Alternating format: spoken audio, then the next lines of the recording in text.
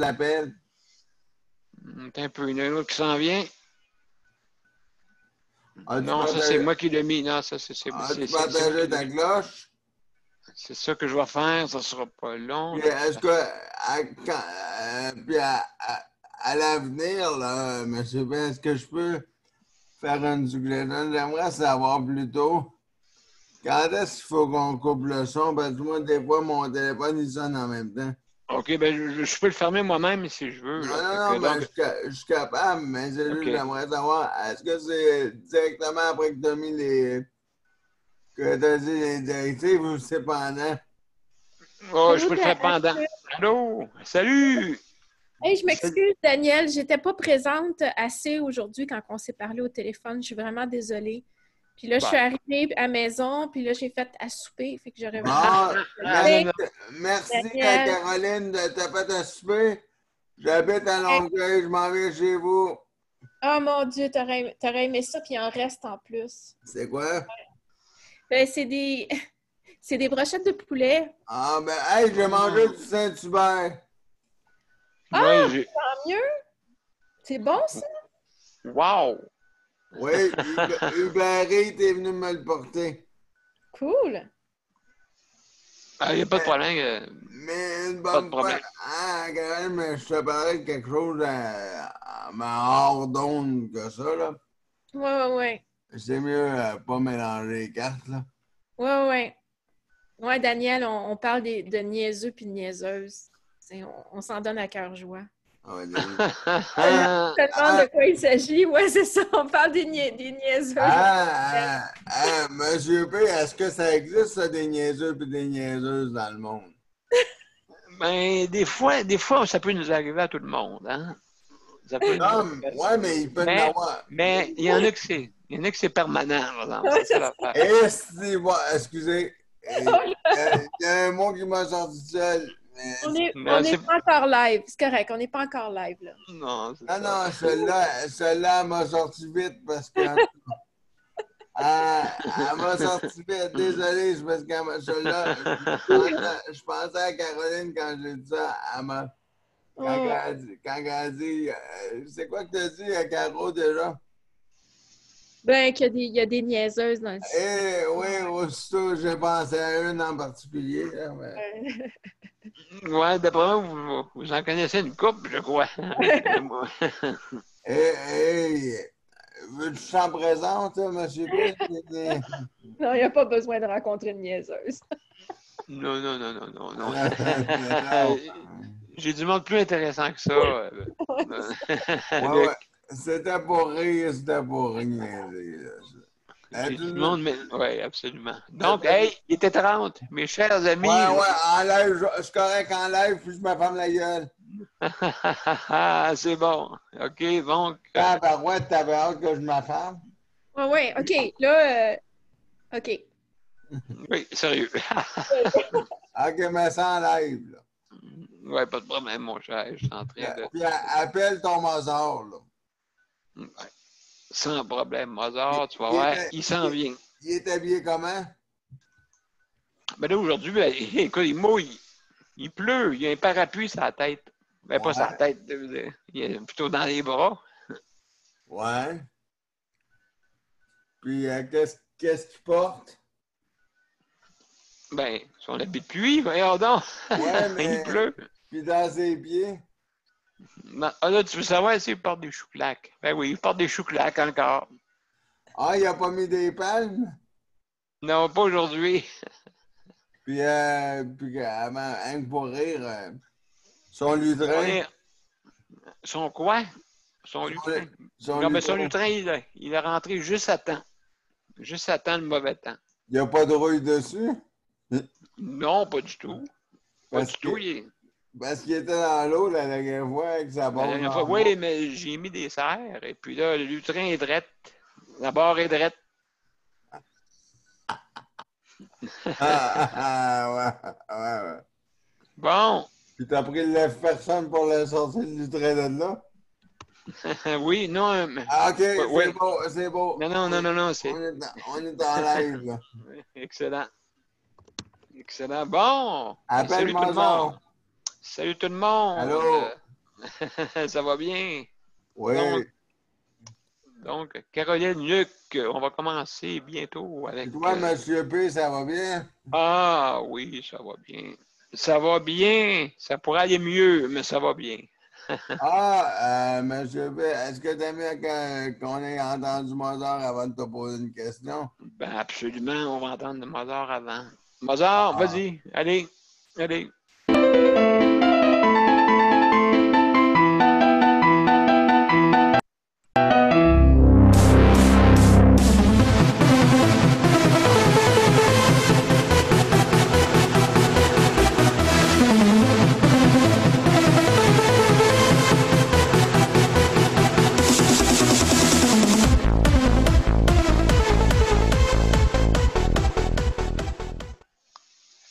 Bon, ben, bienvenue, Luc, Caroline.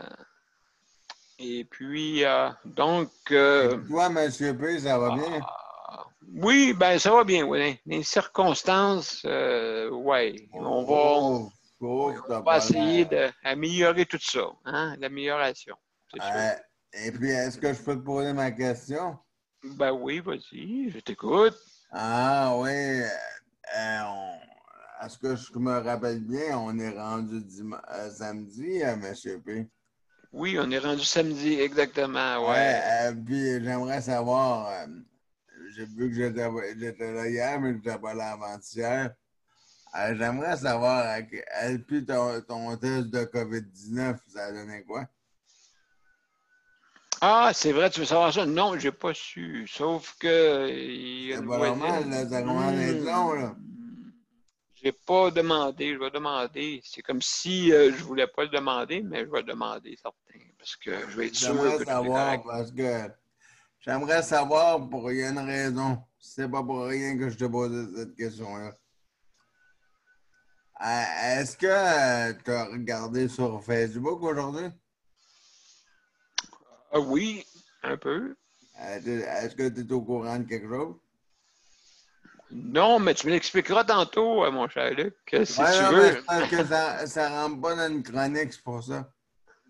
OK, ben tu me l'expliqueras après que j'ai expliqué mes petites choses avant que tout le monde s'en vienne. Ah, ok, c'est correct, D'accord? je m'affirme encore.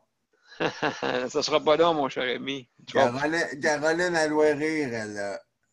Ah, je sais pas. Je sais pas. Qu'est-ce que tu dis, Caro? Ouais, je trouve ça drôle. Hey, c'est intime ce soir, hein? Les gens vont joindre peut-être plus tard. C'est vrai que c'est samedi, là, mais... Oui, ben c'est ça. On a invité un invité ce soir, M. Jean-François Plouffe, d'accord, qui va venir se joindre à nous vers 20 heures. Donc, M. Plouffe, lui, il s'occupe de Action Autonomie, OK, vise la défense des droits des personnes vivant des problèmes de santé mentale par une approche d'éducation. Est-ce que M. Plouffe, il reste avec nous jusqu'à 21h ou un peu moins? Non, il va rester 15 minutes à peu près, mais il va expliquer son point justement pour les droits de confinement. J'ai trouvé ça intéressant. Ah oui, oui, son truc, la suite, oui, oui, oui, je m'en rappelle. Absolument. Donc, il n'a pas eu le temps de rester plus longtemps, parce que là, nous autres, ben, je veux dire, quand on reçoit quelqu'un, habituellement, c'est 15 minutes, OK? Donc, c'est sûr et OK. certain. Puis dans mon point, vu que c'est samedi, il n'y a pas grand-chose il y a quelques petits points qui ont changé. Mais parce que je voulais savoir si c'est pour les autres invités que tu m'avais parlé en même temps, là. Oui, ben c'est ça. Donc, c'est lui là, qui va venir. Mais avant toute chose, c'est sûr qu'il faut que j'explique un petit peu les Oui, oui, c'est les correct, je petites m'affirme. modalités. Je vais peser sur participant, là. Il n'y a pas de problème, mon cher Luc. Puis je vais Donc, fermer mon micro. d'accord, excellent, il n'y a pas de problème. Je Pas de problème. commence à Donc, connaître les règles. je vois ça, là. Je vois ça. Tu commences à connaître les règles. Donc, vous avez deux façons pour nous rejoindre. Vous avez le lien web. Donc, sur Zoom pour rejoindre notre panel, OK, pour l'émission Justice de santé. Et vous avez aussi, si jamais là, vous ne pouvez pas nous rejoindre par le lien web, vous pouvez nous rejoindre aussi par la ligne téléphonique, donc qui est possible, le 438-809-7799 et le code d'identification, c'est le 450-895-2576, mais aussi, vous pouvez aller voir sur mon profil sur Daniel Pilote, OK, sur Facebook, que vous déroulez l'invitation et vous avez les liens qui sont là, disponibles pour nous rejoindre, soit par téléphone ou le lien web. D'accord? Et puis, donc, il y a quelqu'un qui arrive à l'instant, plutôt une bonne gang qui s'en vient. Tania qui s'en vient. Donc, je vais continuer les points qu'on a ce soir. Et puis, donc, juste, toujours comme d'habitude, je félicite toujours le personnel qui aide dans les CHSLD actuellement, parce que c'est pas juste du personnel. Il y a des personnes de Je contribue aussi, donc, qui viennent nous aider là, dans les CHSLD. Ensuite, donc, aussi le personnel régulier et aussi, sans oublier, le monde de l'entretien. Parce qu'ils sont là, c'est important pour désinfecter les lieux. Et puis, je trouve qu'il en manque. Je trouve qu'il manque de personnes dans l'entretien. En tout cas, c'est ça que je vois, là, que j'entends. Maintenant, juste nous remercions aussi le Conseil de la protection des malades pour son appui pour l'émission avec le HVD, c'est Handicap, Vie, Dignité, d'accord, et aussi les mesures collectives pour l'autonomie au Québec. D'accord, jusque-là. Et puis, aussi, sans oublier, je veux donner mes condoléances à toutes les familles qui ont perdu un proche en CHSLD. Je trouve qu'il y en a un petit peu trop. Peut-être c'est à cause du virus comme tel, là, qu'en vieillissant, il paraît que notre système immunitaire diminue. Donc, je crois qu'il faut faire bien attention présentement dans les CHSLD pour ça. Et puis, ben, ça va pour tout le monde, hein? C'est pas juste, c'est tout le monde. Tout le monde doit faire bien attention. C'est quelque chose à ne pas prendre à la légère, ça c'est sûr. Donc, sûrement qu'à suivre c'est sûr, suivre les protections nécessaires à 2 mètres de distance. Je sais que c'est difficile, des fois, on n'y pense pas tout le temps, mais il faut se le rappeler. Donc, aussi, se laver les mains et porter un masque. Ça ne veut pas dire que ça va risque zéro, mais quand même. Le point numéro 2, maintien à domicile, CES HLM, Luc, qui devrait nous parler un peu de ça. Tania, salut Tania. Bonsoir, bonsoir. Ça va bien? Oui. Bon, bienvenue. Merci. Merci. Bon. Bienvenue à tout le monde. Allô, Tania. Allô, Caroline. Oh, j'ai acheté le Floralix. Ah! mon Dieu! Oui, merci. Je ne l'ai pas encore pris, par exemple. Ouais. Moi, le goût, il ne me dérangeait pas, là, parce que c'est fait avec beaucoup de choses naturelles, hein, oui. plein de légumes. Et j'ai acheté la version sans gluten et sans je ne sais pas quoi, au cas où il y avait quelque chose. Ah oui, OK. Oui, mais en c'est tout cas. liquide, là. Tu as pris le liquide. Oui, liquide. Là. OK, c'est bon. Excellent, excellent. Donc, juste après ça, je vais continuer les points. Puis c'est vrai, j'ai oublié de dire un peu les procédures. OK, je vais y revenir. Donc, la santé mentale, par Josée, Josée, je sais que peut-être que présentement, elle a des traitements. Elle dit que peut-être elle va venir. D'accord? Si on ne le sait pas, là, donc c'est sûr, là, on lui souhaite un bon rétablissement. Et puis, au plaisir de te voir, Josée, si tu t'en viens tantôt. Maintenant, entrer les proches, aidants.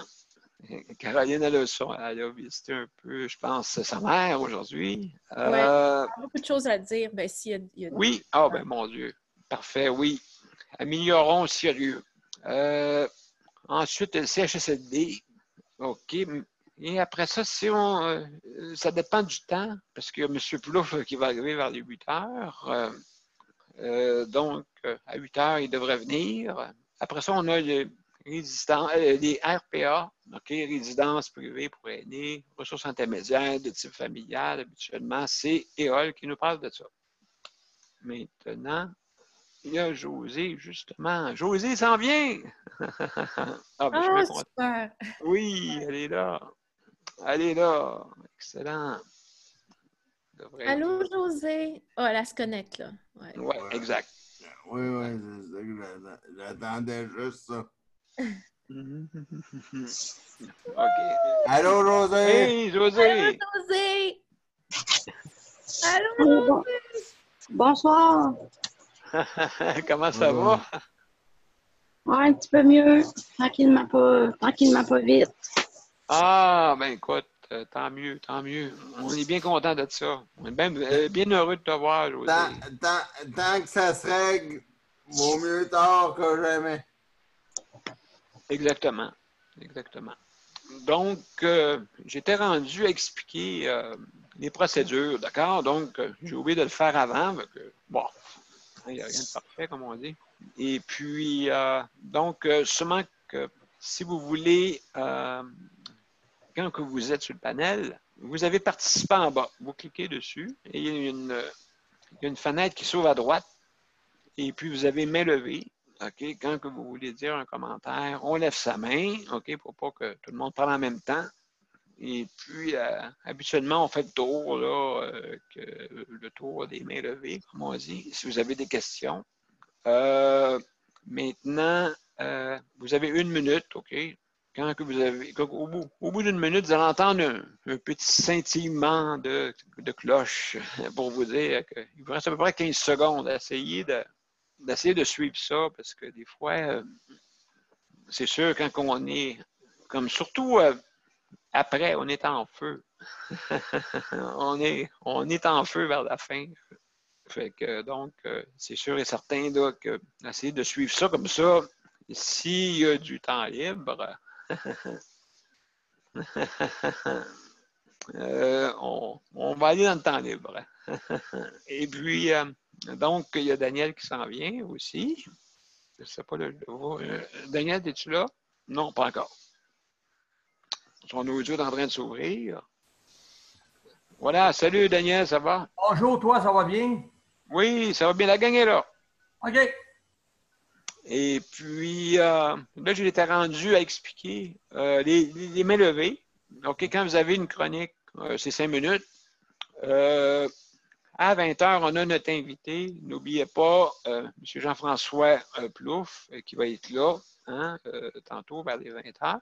Donc, lui s'occupe de Action Autonomie, de la défense des droits des personnes vivant des problèmes de santé mentale par une approche d'éducation. Il va nous parler de confinement ce soir. Okay, de confinement, nos droits de confinement. Ça tombe bien parce que je pense que j'ai hâte d'entendre ça.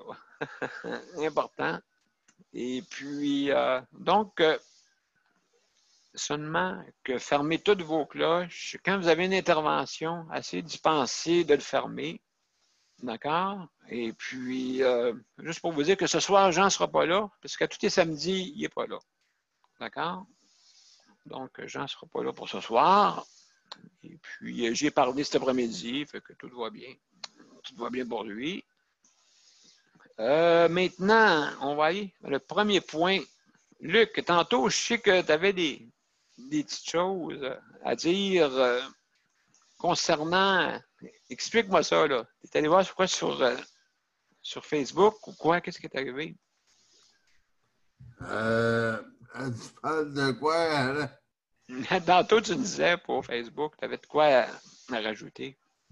Est-ce que tu peux m'en mettre dans le fil de l'idée en même temps? Oh, je sais pas, c'est toi qui voulais me dire ça, mais c'est pas grave. Oui. Sur Facebook, c'est parce qu'ils ont. Tu fais de la mise à jour ou tu fais du. Je sais pas, là, tu voulais me parler de quoi, mon cher Luc? Ah oui, mais je t'avais parlé de ton test, puis je t'ai parlé... Oui, OK, non, c'est ça. Non, j'ai pas reçu encore le test encore. Et puis, Non, j'ai ça, monsieur B, je vais te dire ça, c'est ça que je voulais dire. C'est ça, j'ai vraiment hâte de savoir ça. Ah oui, je l'ai trouvé, c'est quoi? T'es sûr que t'as pas vu quelque chose, monsieur P? si Sur j'ai vu quelque Facebook? chose. Explique-moi les là. Euh, À savoir. Est-ce que tu veux... mais je veux pas que ça rende personne mal à l'aise ou triste. Si je te dis, OK, juste un mot, Reiki, tu sais c'est qui? Non, excuse-moi, mon cher Luc. OK, ben d'abord, on va te dire son nom complet. Richard Guillemette, tu sais c'est qui? Oui, Richard. Ben oui, bien Tu as sûr. bien vu, tu as vu qu'est-ce qui est arrivé? Non, qu'est-ce qui est arrivé? Il est parti en ambulance parce qu'il pensait qu'il a fait une méchante chute de pression avec un pouls à 140. Oh Ah là oui, là. j'ai vu ça. Est-ce qu'on a eu des nouvelles de ça? Là, ils ont peur qu'il ait attrapé la COVID-19, là. Oh mon Dieu. OK, tu penses qu'il aurait pogné la COVID? Oh là là. Ben, Richard, mon Dieu. Richard, on va lui souhaiter un prompt rétablissement. Ouais, Vraiment, là, ça c'est. Ah oui, vraiment, je suis estomaqué, là. J'ai pas eu le temps de voir aujourd'hui, là, parce les que nouvelles. Wow. Ben, un prompt rétablissement, c'est parce j'espère, que là, j'ai que. pensé à ça, parce que je savais que tu le connaissais très bien. Oui, ben Là, oui, je me ben suis oui, dit, oui. non, je peux pas passer à côté de ça. Fait que tout le monde, je m'excuse pour tout le monde, bien entendu, parce qu'il y en a qui n'aiment pas ça entendre des trucs d'hôpital. Et puis là, parce que ce qui arrive, c'est que là, ce qui m'a un peu embêté, c'est parce que quelqu'un a marqué sur Facebook, que, s'il vous plaît, faites une prière pour Richard Oui. Guillemette. Puis tout le monde a fait des mains sur Facebook que je vais me placer exactement les mains pareilles. Là. De la Ah même oui, oui. façon, désolé.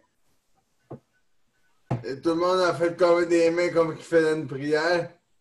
Parce que Absolument. vous allez voir sur son Facebook, Mhm.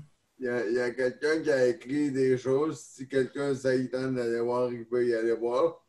Parce qu'il croit beaucoup à ça. Parce que jusqu'à la dernière nouvelle depuis ce matin, c'est ce qui m'a réveillé ce matin. Ma mère était venue m'aider avant que Geneviève arrive. Et c'est ça qui m'a réveillé ce matin. Le Facebook a flashé. Ça fait ting.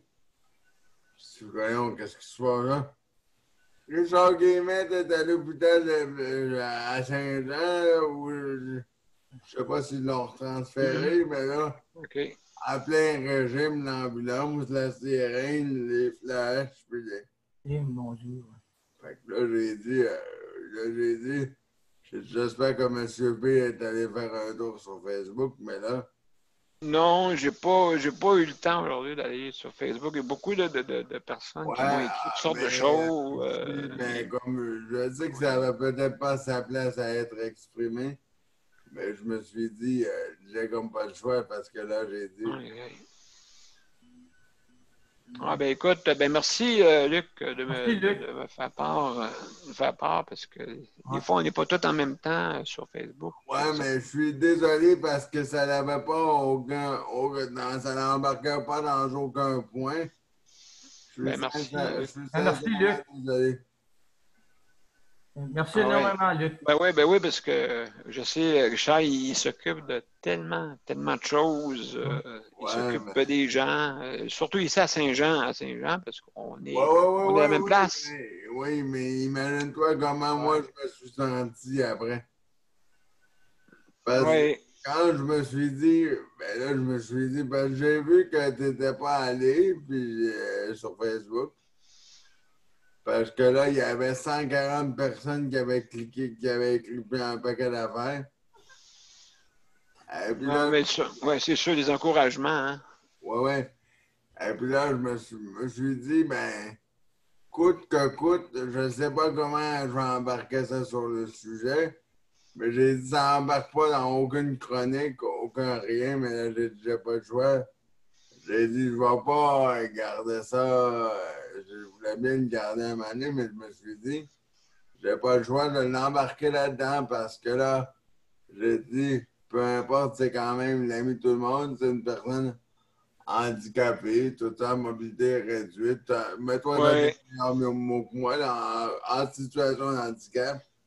Ben, je me suis dit, il est en situation de handicap et j'ai pas le choix de le dire parce que je me suis dit, c'est peut-être pas tout le monde qui l'a vu sur Facebook, là.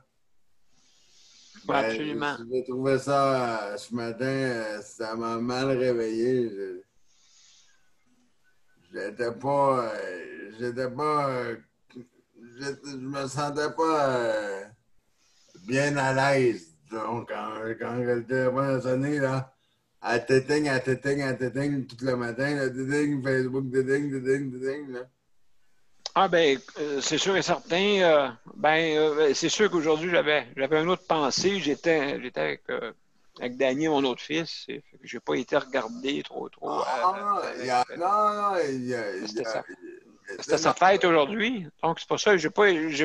Je vais aller voir un petit peu plus tard, là, tantôt, un petit peu plus tard dans la soirée. Je tiens quand même à m'excuser parce que je ne savais pas Oui. à quel point le placer. Je suis désolé si ça l'a mis. Non. Non, Écoute, Daniel. Non, Luc. non.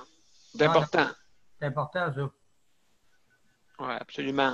Absolument. Tu sais, Richard, il s'est impliqué dans tellement de choses ces dernières années.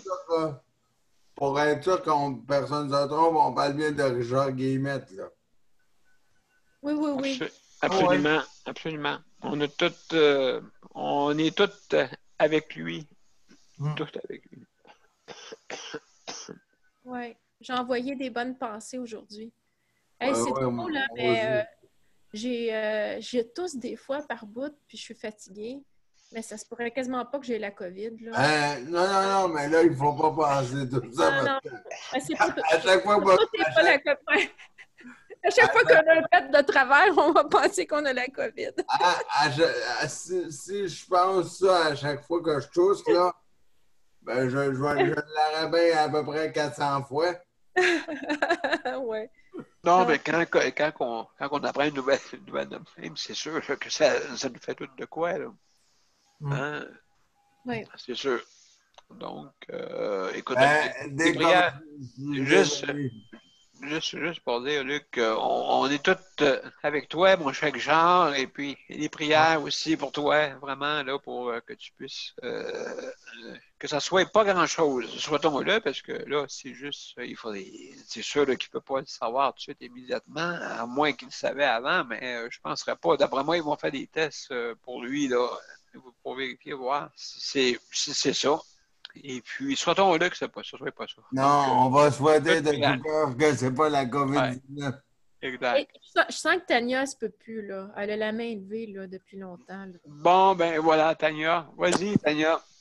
Non, ça C'est fait ma pas faute, longtemps. désolé. Excusez-moi, je voulais juste dire, T'as vu, Luc. est-ce que Ouais. je connais Richard? Parce que je ne sais pas si j'ai l'Alzheimer, mais est-ce que je connais Richard? Et puis, est-ce qu'il habitait une résidence, une ressource intermédiaire, quelque chose? Parce que c'était dans les nouvelles comme quoi on ne connaît pas, mais il y a eu des morts de COVID dans des ressources intermédiaires, etc.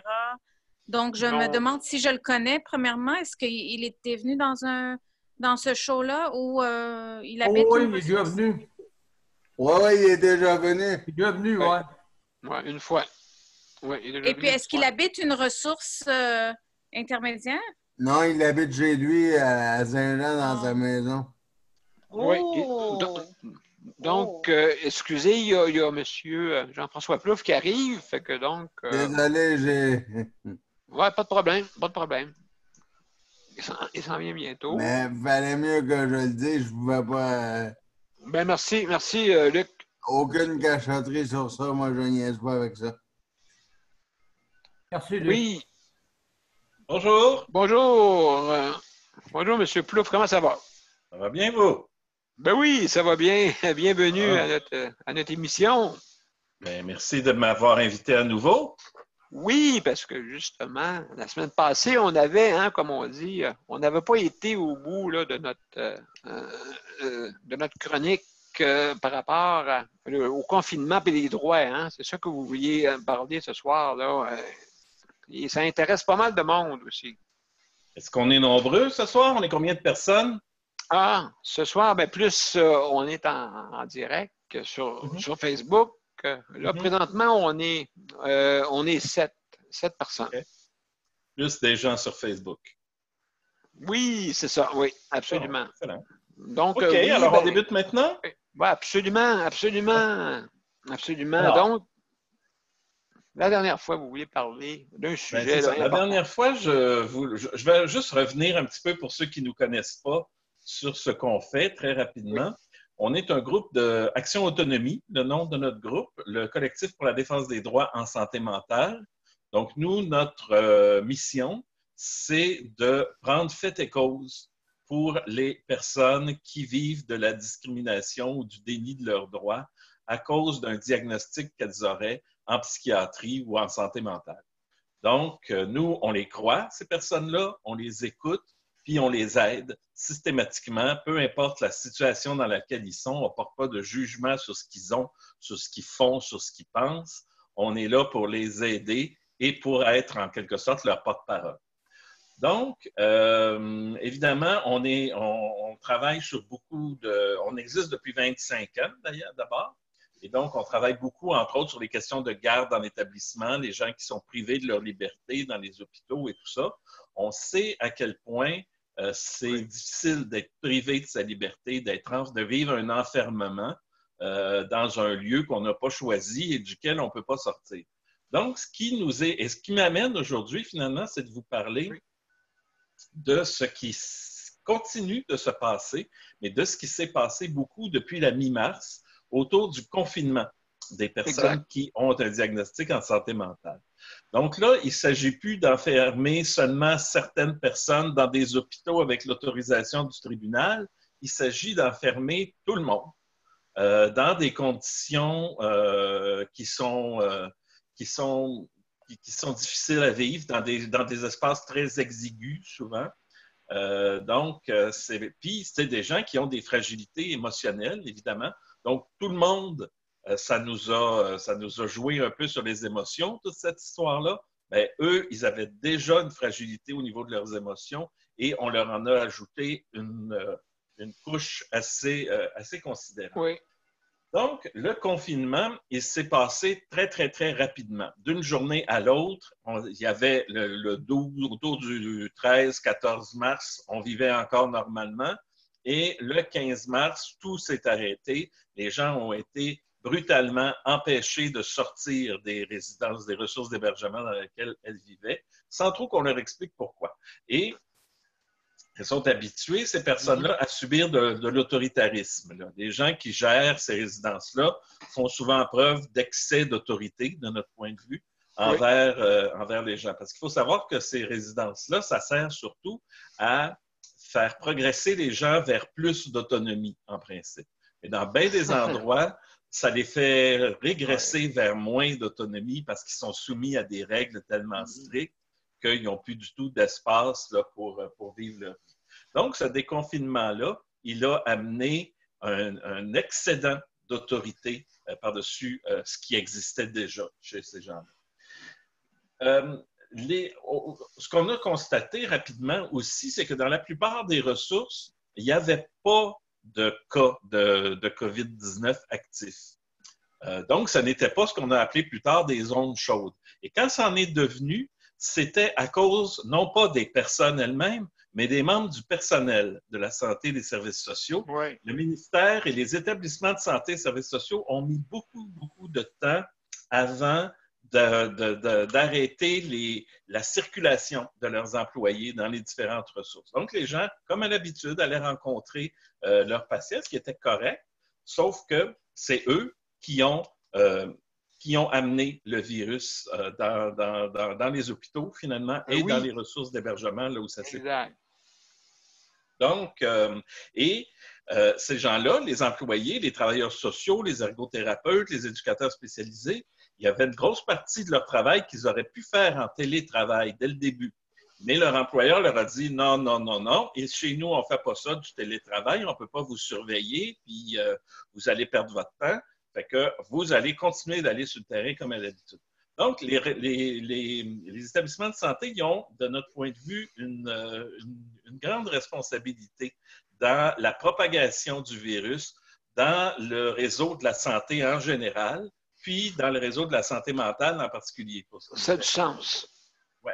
Donc, et qui a subi les contre-coups de ça? Bien, c'est l'ensemble des personnes qui ont vécu dans une ressource d'hébergement, qui vivaient et qui vivent encore dans une ressource d'hébergement.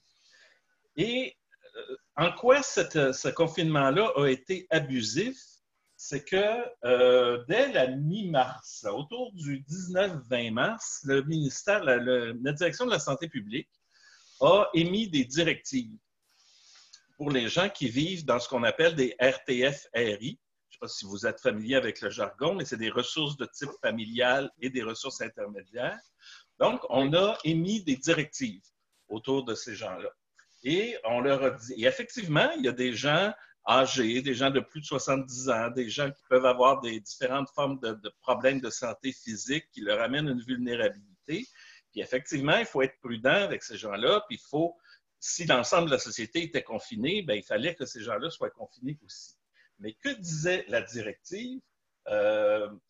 Pour les personnes qui présentent des vulnérabilités, les visites et les sorties qui sont nécessaires à des fins humanitaires ou pour obtenir des soins ou des services essentiels requis par l'état de santé de l'usager étaient permises, et les marches extérieures supervisées. Je ne sais pas si vous vous rappelez au début de la crise, si vous avez regardé les points de presse de François Legault et du Dr Arruda.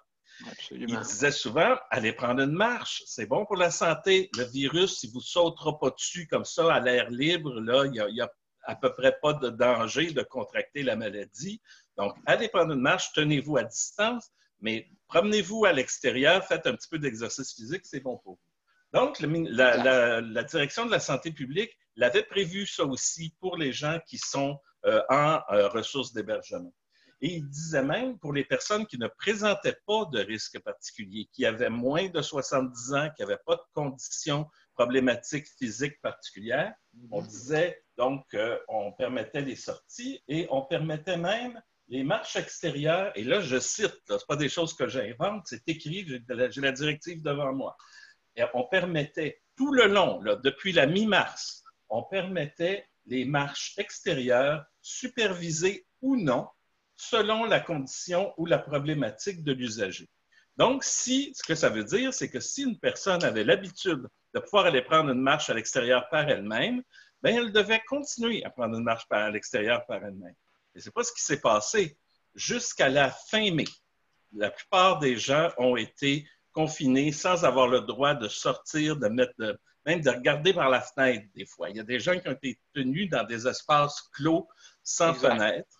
Et donc, ça a été extrêmement difficile et c'était d'autant plus difficile et d'autant plus inacceptable que ce n'était pas ça qui était demandé par la santé publique. Donc, encore une fois, les soignants, les gens des établissements de santé et leurs mandataires gestionnaires de résidences de ressources intermédiaires et de ressources de type familial ont fait n'importe quoi. Ils ne se sont pas préoccupés des directives. Ils ont dit, on ne fera pas de problème là, à les laisser sortir, puis à les laisser se promener partout, etc. On va les enfermer. Comme ça, on va être sûr de notre coup, puis ça va être correct comme ça. Et nous, on dénonce ça parce que ce n'est pas ce qui devait être fait. Et il est encore tôt là, pour dénoncer ça, mais il va falloir que que ces gens-là, que ces gestionnaires de ressources-là rendent des comptes devant le ministère notamment, puis devant les personnes qu'ils ont privées de leur liberté abusivement, parce que c'était une privation de liberté abusive. Je ne sais pas s'il y a des questions, si ça suscite des réactions parmi les gens qui nous écoutent. Oui, absolument. Donc, juste pour commencer, moi, justement, je l'ai dit haut et fort pour surtout pour nous autres qui est en CHSLD. Présentement, il y a juste les RPA qui peuvent sortir, OK, en directive. Et puis, nous autres, on a encore la directive de ne pas sortir. Mais on n'en parle pas trop. Je ne sais pas, on dirait qu'on ne veut pas trop en parler. Mais là, encore là, ça dépend de la condition de santé de chacun. C'est sûr non, que ça, on est d'accord. Pardon? On est d'accord. Ça c'est sûr, certain, on est d'accord. C'est ça. Donc, s'il y a des gens qui ne sortent... Il y a des gens en CHSLD qui ne sont pas sortis depuis des années. Fait que ceux-là, ils ne se sortiront pas plus. Il y en a d'autres qui ont un certain degré d'autonomie, particulièrement des gens, justement, un peu comme vous, qui vivez dans des ressources qui s'adressent d'abord et avant tout à des personnes très âgées. Je vous regarde, vous n'êtes pas très âgé, donc il faut avoir un traitement particulier pour ces personnes-là, puis une adaptation à leur état. Et toujours dans le but de leur garder le maximum d'autonomie. Donc, si on vous enferme à l'intérieur, ben, on vous aide pas, on vous nuit, au contraire. Donc, on fait en sorte que votre santé mentale finit par décliner et que votre anxiété augmente et tout ça. Donc, c'est pas des bonnes façons de procéder, surtout par rapport aux risques réels qu'on court en se faisant une promenade à l'extérieur, tout simplement tout seul ou en gardant 2 mètres de distance avec tout le monde, quitte à mettre un masque, là, à la limite. Ça, c'est sûr et certain. On est d'accord avec ça. Et aussi, faut penser aussi que les proches aidants peuvent sortir leurs proches aussi. Ouais. Quand ceux qui sont capables. Ceci dit, vous me parliez tout à l'heure des résidences de personnes âgées. Moi, je peux vous dire qu'il y a encore des résidences de personnes âgées aujourd'hui, le 6 juin 2020, où il y a encore des gens qui sont entravés dans leur liberté, là. Des gens parfaitement autonomes, là, qui payent 1 000 puis 2 000 par mois de loyer. Exactement. Et qui sont encore très, très contrôlés dans leurs déplacements. Je peux vous le dire parce que ma propre vieille mère, qui a 90 ans, mais qui est encore très autonome, habite dans une résidence de personnes âgées et elle est encore très, très encadrée dans ses déplacements, alors que c'est complètement abusif. C'est tellement abusif que la ministre a annoncé qu'elle mettrait ces établissements-là à l'amende, s'ils comprenaient pas. Exactement. Donc, le problème qu'on dénonce aujourd'hui, il continue d'exister à plusieurs endroits encore maintenant. Je voulais aussi vous parler, par contre, de certaines avancées qui pourraient résulter aussi de cette pandémie. Nous, ce qu'on constate dans le réseau de la psychiatrie en particulier, c'est la grosse difficulté qu'ont les gens de communiquer avec l'extérieur. Il y a souvent seulement un téléphone pour toute une unité de psychiatrie de 15, 20, 25 patients. C'est très difficile pour eux de communiquer avec l'extérieur, alors qu'ils en ont le droit. La loi, ces services de santé, services sociaux, prévoit spécifiquement qu'ils ont le droit de communiquer avec l'extérieur. Et à certains endroits, justement pour des raisons d'hygiène autour de l'appareil téléphonique lui-même, on a fourni aux gens des tablettes et des cellulaires. Et on a même laissé les personnes qui avaient déjà un cellulaire personnel le garder à l'intérieur durant leur hospitalisation en psychiatrie. Ça, c'est des choses qui, jusqu'à maintenant, ne se sont jamais faites. On a toujours eu des espèces de préjugés autour de l'utilisation du téléphone cellulaire par des personnes qui étaient hospitalisées en psychiatrie. On ne sait pas trop pourquoi exactement. On pensait qu'elle allait prendre des images, les mettre sur les réseaux sociaux ou dénoncer ou je ne sais pas quoi. Je pense qu'il y a un peu ça. Il y a sûrement un peu de ces choses-là qu'on a mélangées ensemble parce que des fois, les proches aidants, ça peut être des casse-pieds ou je ne sais pas quoi. Mais avant, M. Plouffe, oui. Il y a une question par Caroline pour commencer. Après ça, il va y avoir Luc qui va vous poser une question, s'il vous plaît. OK. Mais moi, je peux vous dire qu'il n'y a pas eu d'avancement au niveau des communications au CHSLD de ma mère et qu'il est interdit de rentrer avec... les proches aidants, c'est interdit pour eux de rentrer avec un téléphone cellulaire. Là, Fait qu'on doit le cacher sur soi. En tout temps ou ces temps-ci seulement? Ben, je veux dire, ces temps-ci, depuis le début de la pandémie. Oui. C'est sûr qu'avant, oui, on pouvait rentrer avec un téléphone cellulaire. Avant, vous pouviez, maintenant, vous ne pouvez plus. Non, on ne peut plus. Parce qu'on pourrait rentrer le COVID sur notre cellulaire. Oh, Mais là, arrêtez. Là. Ouais. Hey, ça, c'est de l'hystérie, pas à peu près, là. Non. D'abord, ça, c'est intéressant quand même de le mentionner. Puis ça n'a rien à voir avec ce qui... Moi, je ne suis pas un spécialiste là-dedans, mais j'écoute la TV puis j'écoute la radio. Il n'y a rien qui a démontré jusqu'à maintenant que cette maladie-là pouvait se transmettre par le contact des objets. On sait que le virus peut rester vivant sur des surfaces pendant un certain nombre d'heures ou de jours. Exact. C'est absolument pas prouvé qu'il est suffisamment vigoureux pour infecter une personne qui toucherait à la surface en question. Exact. Donc, il y a beaucoup de charriage autour de cette affaire-là. Et moi, madame qui m'a parlé tout à l'heure, je pense que la vraie raison, c'est parce qu'on ne tient pas à ce que des gens puissent partager avec l'extérieur ce qui se passe à l'intérieur de certains CHSLD. Mais dans votre cas particulier, Caroline, je pense qu'il y a vraiment matière à plainte auprès du commissaire aux plaintes de l'établissement concerné, parce qu'il n'y a aucune espèce de raison de vous priver de l'utilisation de votre téléphone cellulaire si vous entrez à l'intérieur de quelque bâtiment public que ce soit, comme visiteuse. Mais la consigne, c'est que tout ce qui rentre ne peut pas sortir, sauf nous-mêmes, notre corps. Non, c'est littéralement ça là, en ce moment. Donc, tu dois laisser tes clés dans des petits ziplocs en bas, là, tes clés de char. Tu peux pas... Mais ça se désinfecte, là, un téléphone cellulaire. Mais en tout cas... Oui, en plus, oui, ça se désinfecte. Puis moi, mon iPhone, même, je pourrais le mettre dans l'eau, là. Je le lave avec du savon puis de l'eau. C'est ridicule. Bon. Mais tout ça pour dire que... Attendez, parlez pas tout en même temps. Non, mais je voulais vous parler des communications, OK? Oui. C'est ça. Donc, dans l'unité... Ma mère est dans une unité prothétique. Là. Il y en a juste une au CHSLD. Là.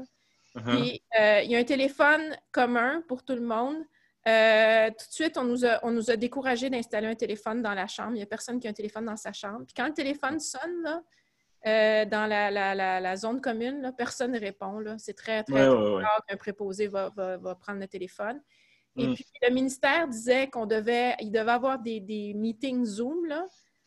Ils ont reçu des iPads, mais aussitôt qu'un prochain aidant rentre, ils ont tout arrêté ça parce qu'ils n'ont pas le temps d'organiser ça. Fait que là, il n'y a plus de rencontre Zoom. Là, c'est fini. Voilà. Vous... C'est incroyable. Ouais, c'est ça. C'est inacceptable. Il y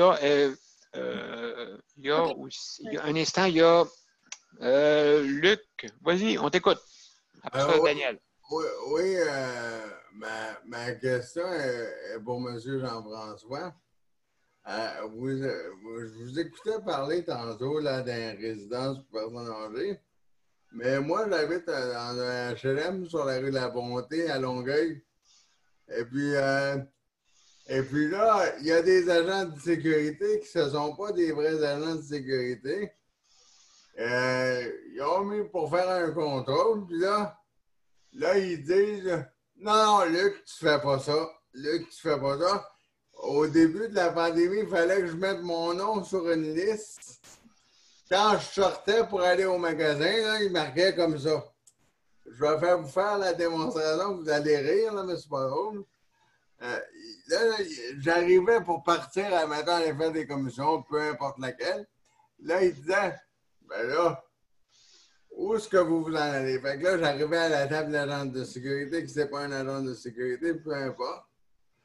Puis là, il disait « Où tu t'en vas? » Fait que là, il fallait que je dise Luc qui est mon prénom, Jérôme, mon nom de famille avec un J. Où est-ce que je m'en vais? Puis à quelle heure que je partais? C'était quoi mon numéro d'appartement? Et c'était quoi mon numéro de téléphone de maison ou mon numéro de cellulaire? Là, mettons que je partais à 13h puis je revenais à 15h. Rendu à 15h, il fallait que... Non, j'arrive là, dans le bloc. Là, il fallait que je dise à quelle heure j'étais revenu, il fallait que j'aille me justifier. À quelle heure je suis revenu?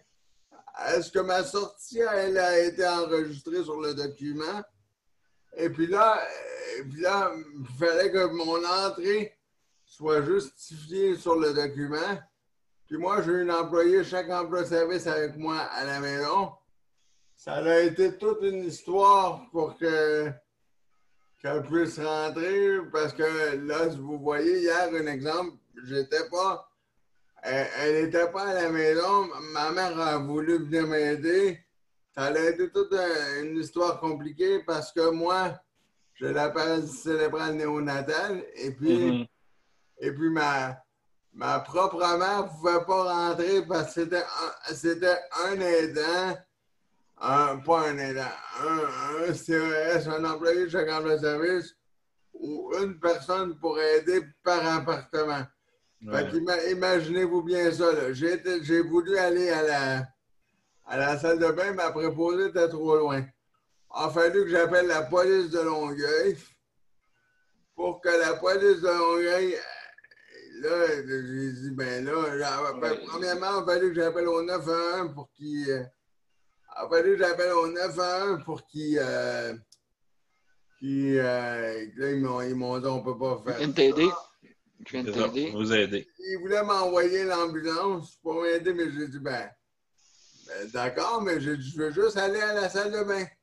Je ne suis pas capable de me bouger moi-même. Ma mère est juste dans la cour en arrière du HLM. Là. Votre HLM, Luc, est-ce que c'est un HLM uniquement pour des personnes handicapées ou vous êtes parmi des gens qui ne sont pas handicapés? Avec des personnes aînées. Fait que là, ils ont considéré ça comme un CHSLD, puis là, on ne pouvait plus bouger, puis là, on ne pouvait plus... OK. Donc, oui, vous tombiez à ce moment-là sous les directives de CHSLD et non pas sous les directives de HLM. Ouais, mais là, moi, je trouvais plus ça drôle, je ne pouvais plus respirer. Ça se comprend, effectivement. Mais c'est sûr que les directives en CHSLD étaient beaucoup plus sévères. Mais c'est exactement ça qu'on dénonce, là. C'est que c'est vraiment du mur à mur, puis on n'a comme pas suffisamment de discernement pour des cas particuliers comme le vôtre. Puis il y en a beaucoup des gens comme vous qui vivaient dans des CHSLD, mais qui ne vivaient pas la même chose que les aînés qui vivent là. Mais moi, je ne suis pas en CHSLD, moi, je suis en HLM, là. Bien, c'est ça. C'était ça ma question. Dans votre HLM, c'est un HLM personnes âgées? Oui. Okay. Mais moi, mon HLM, mon appartement, moi, est tout adapté, là. OK. Mais ça reste, je crois pas, là, je ne suis pas un spécialiste, mais je ne pense pas qu'un HLM personnes âgées, ça soit considéré comme une résidence de personnes âgées. Ben, eux autres, ils considèrent ça comme un HLM, comme un CHSLD, là. Là, non, mais ça se peut pas. Ouais, ma tante, c'est pareil. Elle est dans un HLM pour personnes âgées, puis là, c'est la Gestapo, là. Ouais. Ben là, parce qu'il y a une différence entre un HLM pour personnes âgées et un CHSLD. C'est pas la même chose. Ah, oui, mais... OK, mais... Un instant, attendez. Allez pas, tout en même temps. En riant, Jean-François, c'est pour faire une rigolade, qu'est-ce que je vais dire là? En riant, vous pouvez partir de votre endroit où vous êtes, puis venir y expliquer à l'agent de sécurité les cervelés. C'est encore comme ça aujourd'hui, là. Oui, mais là, c'est un peu moins pire. Mais encore là, la police, il a fallu que j'appelle la police, l'agent UOT de la police de Longueuil pour qu'elle appelle ma mère sur le cellulaire pour que ma mère aille cogner dans la vitre de la porte d'entrée pour dire « Attendez, il faut que j'appelle mon patron parce que mon fils... » Hey. Mais effectivement, Luc, si ça existe, si ce que vous décrivez là existe encore aujourd'hui, c'est vraiment abusif. Parce qu'un HLM personne âgée, ce n'est pas un CHSLD. C'est très clair. Un CHSLD, c'est un centre hospitalier de soins de longue durée. Un HLM personne âgée, ça peut être considéré comme ce qu'on appelle une RPA, une résidence privée pour aînés. Et ça, c'est ça qui a été déconfiné depuis le début mai. Puis c'est ça qu'aujourd'hui, on en parlait tout à l'heure, ça, c'est complètement libéralisé maintenant, là.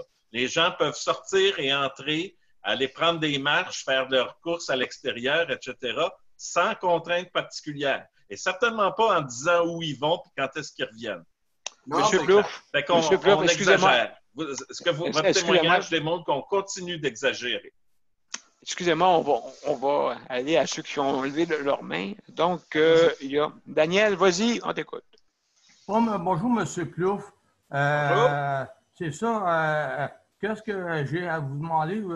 C'est qu'il y a du monde, des fois, qui sont dans leur logement eux autres, qui ont leur logement eux autres, qui sont capables de marcher, puis tout, sont capables de sortir, puis tout.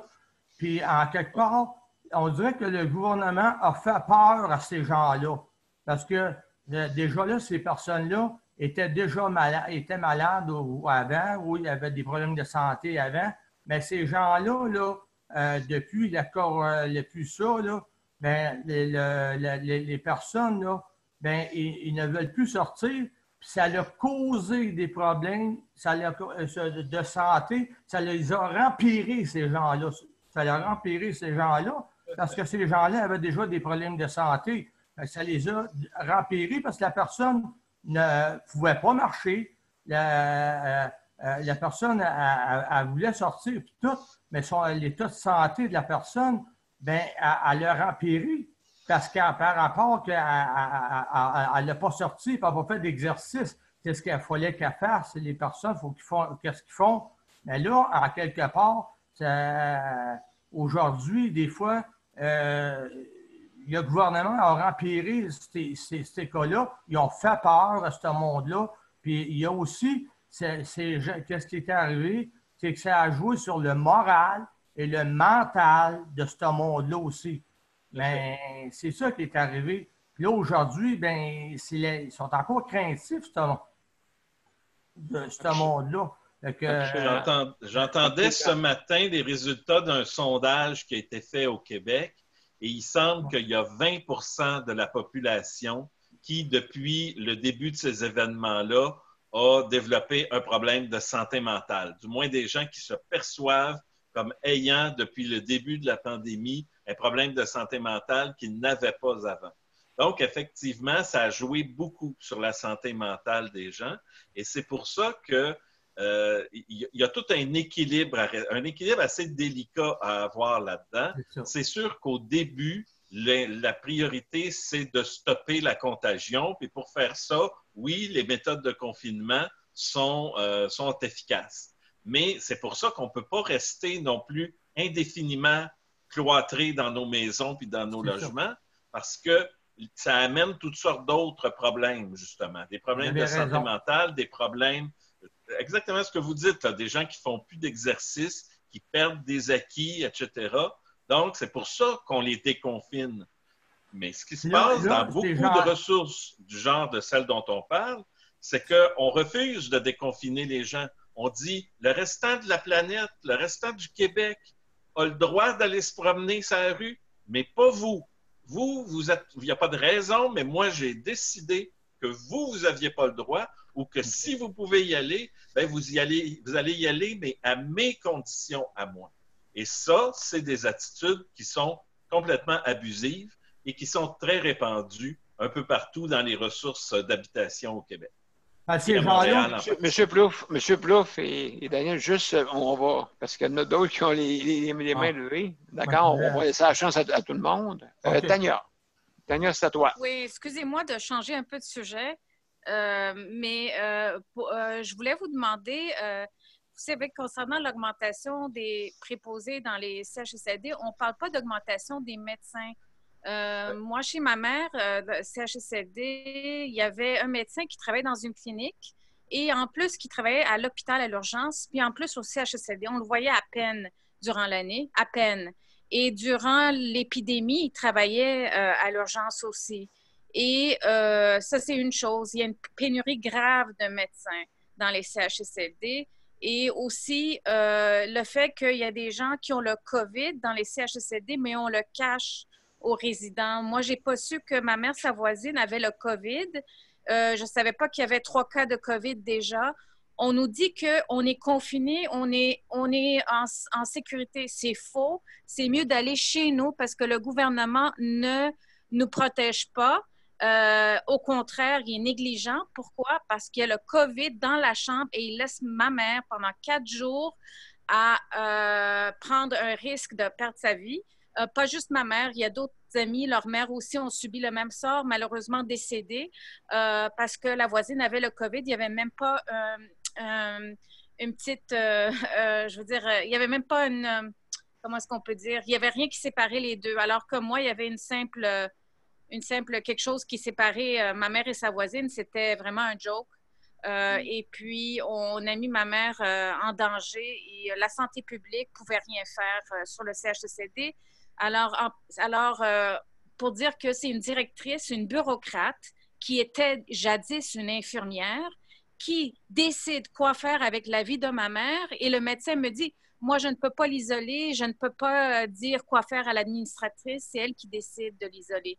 Alors, le médecin, je ne sais pas qu'est-ce qu'il est dans un CHSLD, il est un travailleur autonome qui n'a aucune autorité et qui doit écouter la directrice qui est une infirmière, jadis, et il n'y a aucune autorité. Il n'y en a pas assez de médecins, ils n'ont pas d'autorité dans les CHSLD et on dit qu'on est en sécurité, on devrait aller chez nous parce que les CHSLD sont très dangereux parce qu'on ne nous dit pas qui a le COVID. Oui. On nous cache toutes ces infos. Absolument. C'est un manque de transparence, incluant les voisins qui ont le COVID, qu'on les teste même pas assez vite avec des symptômes. En tout cas, excusez-moi, c'est plusieurs questions, mais juste pour vous dire que c'est dangereux parce qu'on nous cache aussi qu'il y a le COVID, même dans notre chambre. D'ailleurs, on va laisser répondre M. Plouffe pour... En fait, c'est sûr que bon, d'abord, les médecins, en principe, en temps normal, les médecins emmènent très, très large dans le réseau de la santé. Moi, je connais bien la psychiatrie, puis le médecin, c'est lui qui est le roi et maître. On ne fait rien sans l'autorisation du médecin pour une personne. On ne peut même pas la laisser aller participer à une activité si le médecin ne l'a pas autorisé. Donc, les médecins, en général, ont beaucoup, beaucoup de pouvoir. S'ils n'en ont pas, dans la situation que vous décrivez, c'est probablement parce qu'ils ne veulent pas en avoir. Et ils déchargent cette responsabilité-là sur le dos des gestionnaires. Effectivement, vous avez raison, les gestionnaires sont très souvent dépassés par les événements. C'est pas compliqué. Dans le cas que vous décrivez, là, depuis le début, la santé publique est très claire là-dessus. Il faut aménager dans les CHSLD et dans les endroits de ce type-là des zones chaudes où les gens qui ont la maladie puis les symptômes sont réunis, des zones tièdes pour les gens dont on n'est pas sûr, puis des zones froides pour les gens qui ont été testés négatifs. Et si on ne l'a pas fait, encore une fois, dans le cas dont vous parlez, puis qu'il y a des gens qui ont été infectés par négligence, d'après ce que vous semblez dire, bien encore là, il y a non seulement matière à plainte contre les gestionnaires de ces établissements-là, mais il y a matière à poursuite. Et de toute façon, je pense que je parle à la bonne personne par rapport à un recours collectif pour les mauvais traitements dont les gens font l'objet dans les CHSLD. C'était reconnu avant la pandémie et certainement que ce qui est en train de se passer va apporter de l'eau au moulin des plaignants. Là. Oh, absolument. Mais, Plouffe, mais ce que je veux dire, c'est que les gens qui sont présentement à CHSLD, qui sont capables d'aller chez eux, qui sont pas si pires que ça, ils devraient être payés pour le soutien à domicile, les équipements, tout ça. Pourquoi? Parce que le gouvernement, présentement, ne peut pas assurer leur sécurité. Donc, jusqu'à la fin de la pandémie, moi, je trouve que le gouvernement devrait donner le droit à tous ceux qui veulent d'aller chez eux avec tous les équipements. Je sais que c'est un peu utopique, mais je trouve qu'ils ne sont pas en sécurité dans les CHSLD. Alors, pendant 2 ans, leur donner l'argent, les équipements, les soins et aller chez eux jusqu'à temps que le gouvernement ait le contrôle de la situation. Présentement, il n'est pas en contrôle. C'est le chaos total dans les CHSLD, M. Plouffe. Ils n'écoutent pas personne. Alors, je suggère qu'il paye M. Daniel Pilote pour aller chez lui avec tous les équipements, puis il revient quand ils vont être des gestionnaires acceptables. Parce que si c'était une entreprise privée, excusez-moi, il serait en banqueroute. C'est pas une entreprise. C'est inacceptable, cette gestion. Vous savez qu'il y a des CHSLD privés. Excusez-moi, mes chers amis, qui ont vécu la catastrophe. Excusez-moi, il y a d'autres personnes qui veulent vous poser des questions. Il y a Caroline, après ça, Daniel, et on termine avec Daniel.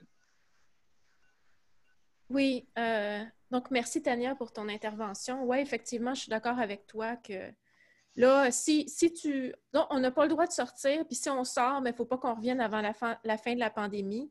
Puis on va fermer la chambre, puis débrouille-toi avec tes troubles. C'est ça, moi, qu'on nous dit là, au CHSLD de ma mère. Ah là, j'en peux vraiment, plus. J'en peux vraiment plus parce que là, tu sais, ils ont aménagé la cour, tout ça. Ils nous ont envoyé une belle infolette pour dire, bon, on a aménagé notre cour, vous allez pouvoir sortir dehors dans la cour, tout ça. Mais les proches aidants, ils ont des plages horaires très strictes. Et puis, dans la seule plage horaire qu'on pourrait sortir ma mère, puis c'est même pas... Moi, j'y vais la fin de semaine, fait que la fin de semaine, c'est fermé. On n'a pas le droit. Puis pourtant, il y a quelqu'un à temps plein qui vient t'escorter à la chambre. Mais cette personne-là, elle ne peut pas venir nous escorter dehors dans la cour, ça a l'air. C'est trop compliqué. Fait que moi, je ne peux pas sortir ma mère. Ma mère, elle marchait sans difficulté avant la pandémie. Puis là, elle a à peine à se tenir debout. Là. Elle a perdu son autonomie. Évidemment, elle ne peut pas y aller sans aide. Oui. Ben, elle ne peut pas sortir du tout. On a bien beau avoir aménagé la cour. Pour elle, elle ne pourra jamais y aller. Oui, c'est-à-dire qu'on ne va pas l'escorter. Dans une unité prothétique, là, fait qu'elle est emprisonnée, OK? Mais je veux dire, elle marchait normalement. Fait que moi, là, quand j'y allais avant la pandémie, là, je veux dire, on sortait tous les deux, moi dans mon fauteuil roulant parce que je suis paraplégique, elle à côté de moi. Puis elle s'enfargeait jamais dans mon fauteuil. Puis on se promenait, puis on allait dehors. Puis ma sœur venait la chercher une fin de semaine sur 2. Elle découchait, elle l'amenait, elle la sortait des magasins. On faisait tout, elle marchait très bien. Puis là, tout ça, ça a été perdu. Ça a été perdu.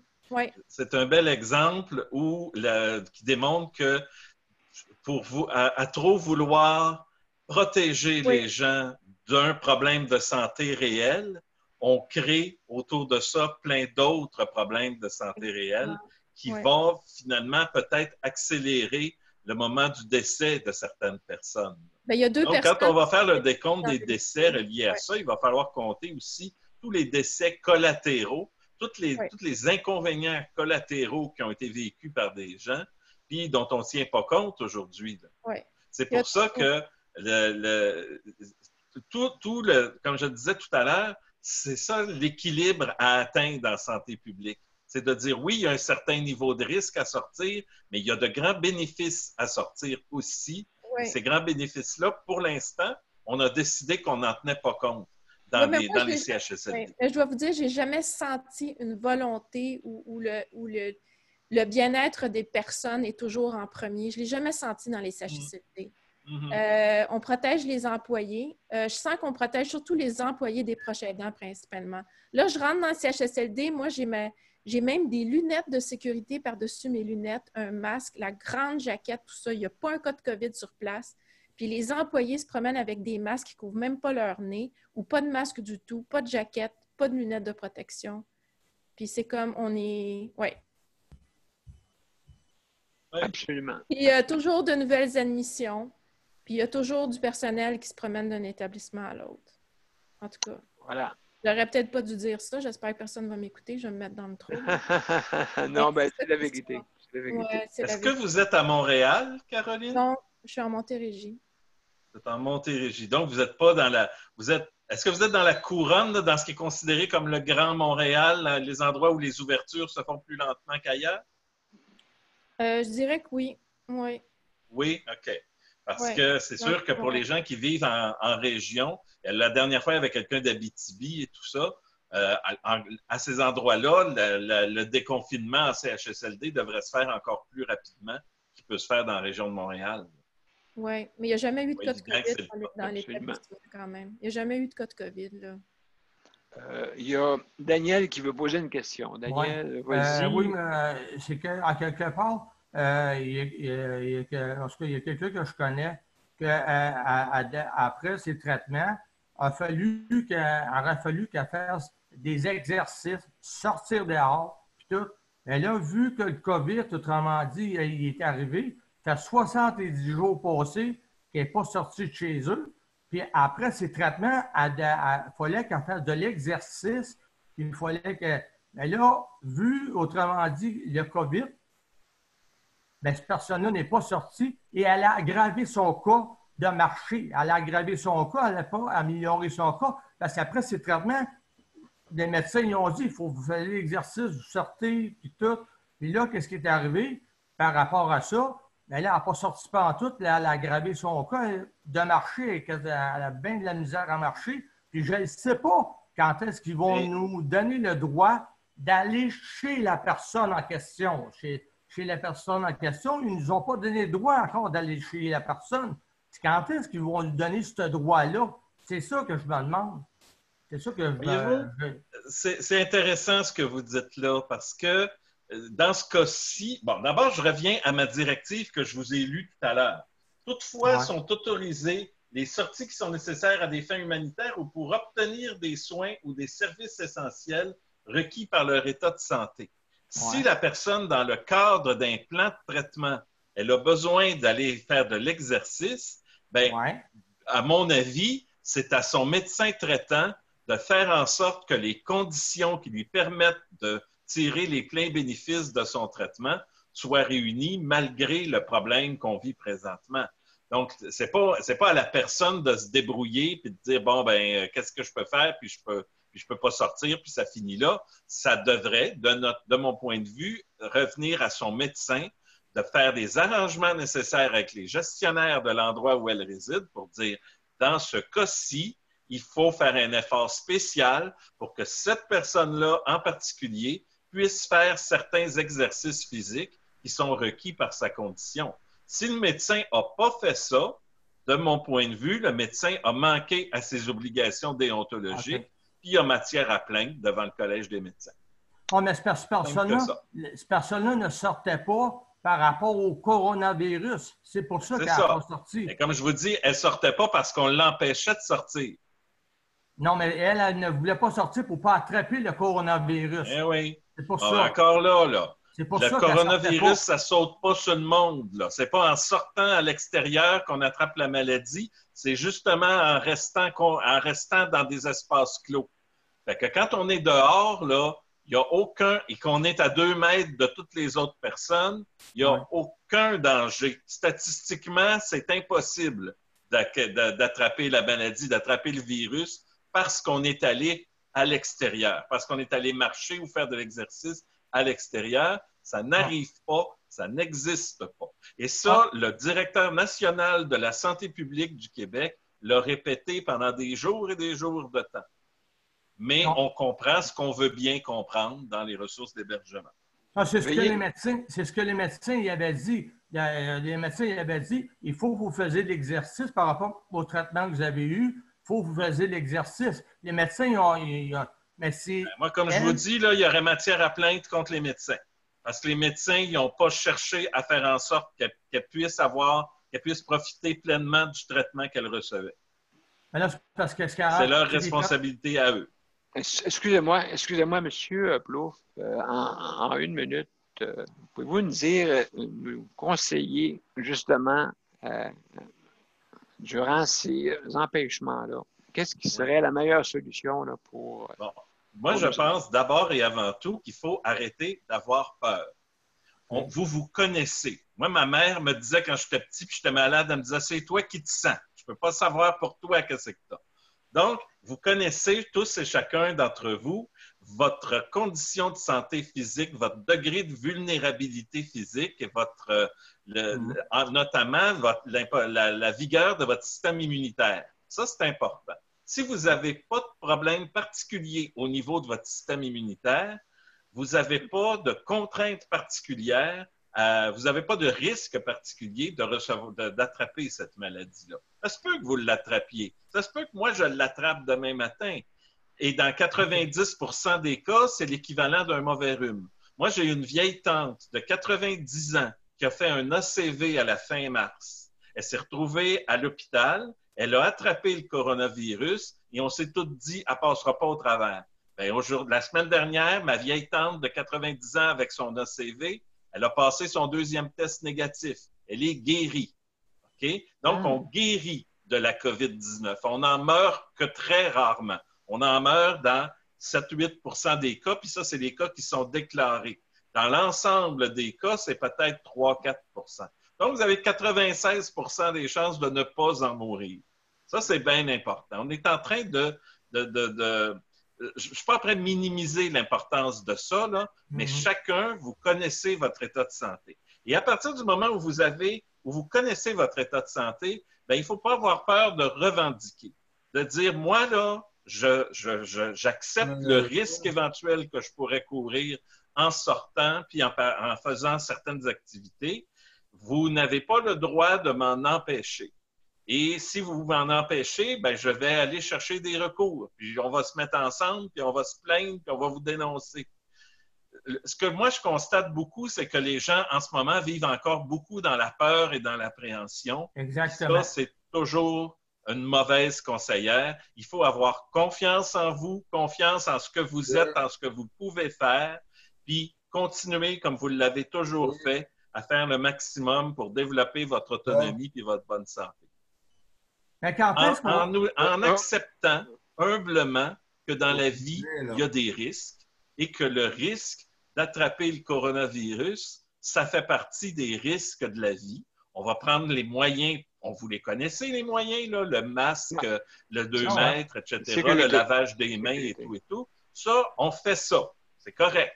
À partir du moment où on fait ça, on a toutes les chances de ne pas attraper cette maladie-là, qui, de toute façon, est en perte de vitesse en ce moment au Québec. Ça ne veut pas dire que dans 3 mois, il n'y aura pas une deuxième vague, mais en ce moment, il y a de moins en moins de cas actifs. Là, on a beau dire qu'il y a 50 000 personnes, il y a 50 000 cas. N'oublions pas que ces 50 000 cas, il y en a 40 000 qui sont guéris à peu près. Donc, oui, il y en a. Oui, ça reste un risque, mais c'est un risque. C'est à vous d'évaluer individuellement c'est quoi votre tolérance à ce risque-là. Et il ne faut certainement pas se faire paralyser par la peur et par l'intimidation que certains gestionnaires de ressources et certains médecins et certains soignants veulent entretenir avec vous pour alimenter votre peur alors que ce n'est pas nécessaire. Moi, merci beaucoup. Merci, M. Plouffe. Il y a deux dernières questions. Luc, rapidement. Luc, après ça, Caroline. Vas-y, Luc, rapidement. Oui, est-ce que vous m'entendez? Oui, très bien. On ne vous voit plus. Ah, oui, c'est parce que j'ai essayé de... Parce que à cause de la souris, j'essaie tout le temps de cliquer pour activer puis désactiver le volume pour pas entendre des bruits de fond. Là. Non, je voulais juste dire à vous, M. Jean-François, que je suis totalement d'accord avec vous qu'il y en a qui... J'ai l'impression, puis pour dire ça, j'ai l'impression qu'il y en a qui aiment plutôt causer des problèmes qu'améliorer des situations. Que solutionner, oui, exact. Ouais. Caroline. Oui, ce que vous avez lu tout à l'heure, Jean-François, est-ce que vous pourriez nous dire c'est écrit où, puis si ça s'applique au CHSLD? Parce que nous, on veut sortir notre mère comme avant. Ouais. On est confinés, moi puis ma sœur. Fait que ça serait sécuritaire de la sortir. Bon, en fait, ce que je vous ai lu, malheureusement pour vous, ça ne s'applique pas à des établissements qui ont le statut de centre hospitalier de soins de longue durée. Ça s'adresse à des ressources d'hébergement, notamment pour des personnes qui ont des problèmes de santé mentale ou d'autres problèmes d'autonomie, ce qu'on appelle des RTF-RI, des ressources de type familial et des ressources intermédiaires. Donc, ce sont des gens qui ont besoin de moins de soins que dans un CHSLD. C'est vous qui me parliez tout à l'heure d'unités prothétiques. Oui, donc ma mère... Donc ça, c'est des gens qui ont la maladie d'Alzheimer, très souvent, et c'est des gens qui sont en très, très grande perte d'autonomie. Ouais, donc, effectivement, dans ces cas-là, c'est pas la directive que je vous ai lue qui s'applique, c'est une autre. Il y en a d'autres procédures là, que je connais moins parce que c'est pas vraiment le genre de personnes qu'on défend habituellement. Mais, comme je vous dis, il faut... ça n'exente pas il faut dénoncer une espèce d'intransigeance là, des gens qui vous disent non, vous n'avez pas le droit de rentrer, non, on ne vous permet pas de faire ceci ou cela. Vous avez de bons arguments quand vous dites peut-être que moi, en tout cas, je l'ai déjà dit à un aidant concernant ma propre mère. J'ai dit peut-être que ma mère, si elle risque de mourir du coronavirus, ça se peut, mais si ça continue comme ça, elle va mourir de peur, de chagrin, d'appréhension et d'isolement dans son logement. Exactement. Ça, c'est un risque réel aussi.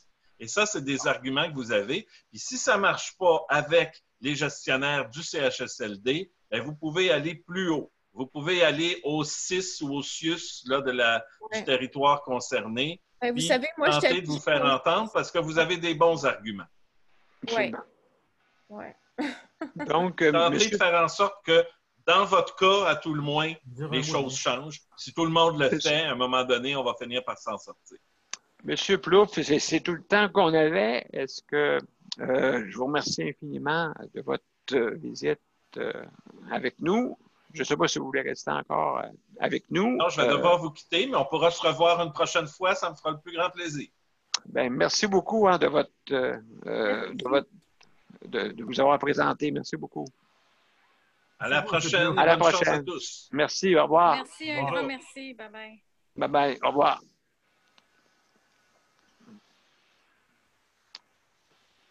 Donc, mes chers amis, j'espère que vous avez aimé la visite de M. Plouffe. Très bien, oui.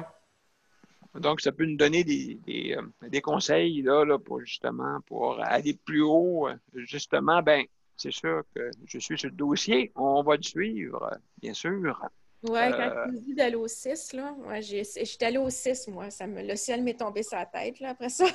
Absolument. Non, il faut aller plus haut, ça, c'est sûr, certain. Et dans notre cas, on est rendu plus haut, bien sûr. Okay. Juste à ne pas oublier que mardi qui s'en vient, d'accord, on va avoir notre conférence de presse, OK? Et puis, justement, on va vous confirmer l'heure pour pouvoir venir à notre conférence de presse qui va on va avoir des sujets, justement, avec qu'est-ce qui arrive là avec le maintien à domicile.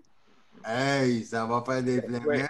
Avec le salaire, pas le salaire, mais le taux horaire qui est vraiment différent et puis qui va amener un déséquilibre épouvantable parce que je ne pense pas que le gouvernement s'attendait à 90 000 à peu près, je pense, je ne suis pas sûr si je me trompe, inscriptions pour être préposé. Bon, en tout cas, pour assistant de vie personnelle.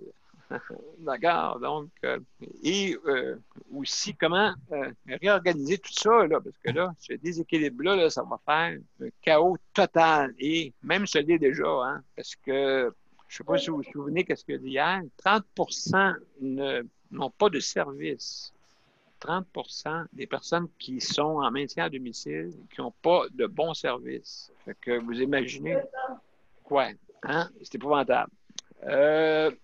Là, maintenant, je vais juste revenir, parce qu'on était, donc Luc Sabenetti, José, il y avait José, il y a Tania. Tania, s'il vous plaît, peux-tu nous dire un peu qu'est-ce qui se passe avec ta mère, là, tout ça? Comment ça va? Oui, mais avant ça, je voulais juste dire que je voulais dire à M.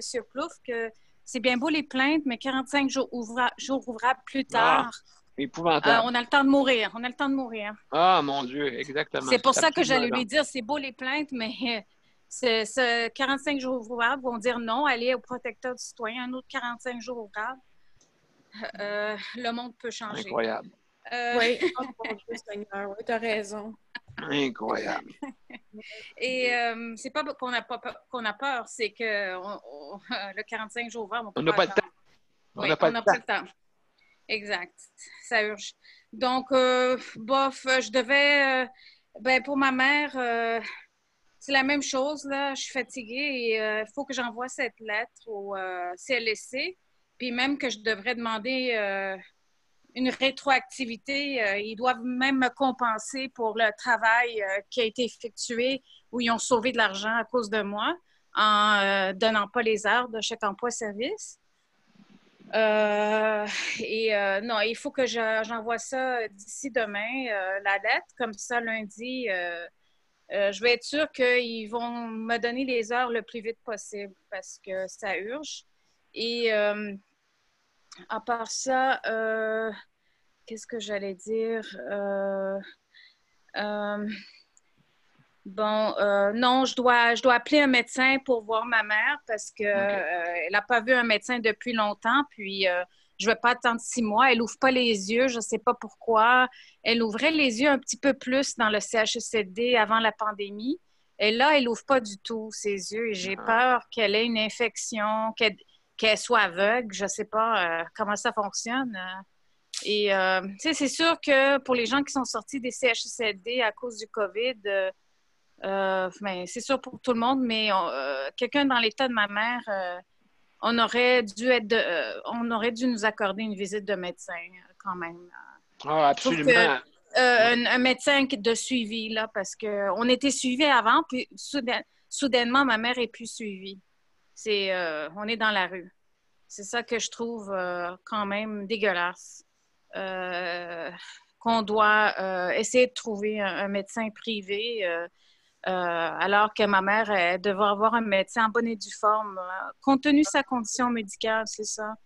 Donc, c'est sûr que c'est pas facile, Daniel. Ma mère est très rigide. Oui, tourner, je sais, c'est épouvantable. Même nettoyer, elle a eu une autre diarrhée ce matin. Mais c'est pas une diarrhée, Non. mais comme des selles un peu... Oui. Et c'est difficile parce que ça bouge partout, là, les selles, puis même entre les jambes. Et c'est difficile parce qu'elle n'ouvre pas les jambes. Mais encore là, elle a dit non, il n'y aura pas de physio dans ce dossier-là. Non. On est abandonné quand on a... Oui, on est abandonné. Quand on a l'Alzheimer, il n'y a plus de physio, il n'y a rien. On est abandonné. Non. La rigidité, ils trouvent ça normal. Donc, pour moi, c'est difficile parce que c'est comme si je tourne un corps, mais tellement rigide. C'est difficile. C'est ce que je veux dire, c'est que ma mère, c'est difficile pour moi à manipuler, donner un bain quand elle ouvre même pas les bras, ils sont collés à son corps. C'est incroyable. J'ai l'impression de toucher un corps décédé, comme une personne décédée, parce que c'est comme, je sais pas comment te dire, tellement rigide, j'ai de la misère. Je sais pas qu'est-ce qui s'est passé durant la pandémie pour qu'elle soit devenue comme ça. Moi, je pense qu'elle était dans le lit très longtemps. C'est ça. Excusez-moi, là, je vais aller fort. Là. Je trouve, on dirait un genre de génocide. J'ai l'impression d'un génocide de personnes aînées et puis qu'on dit tout bas de qu'est-ce que... excusez-moi, c'est ça. C'est tout bas qu'est-ce que le monde pense, hein?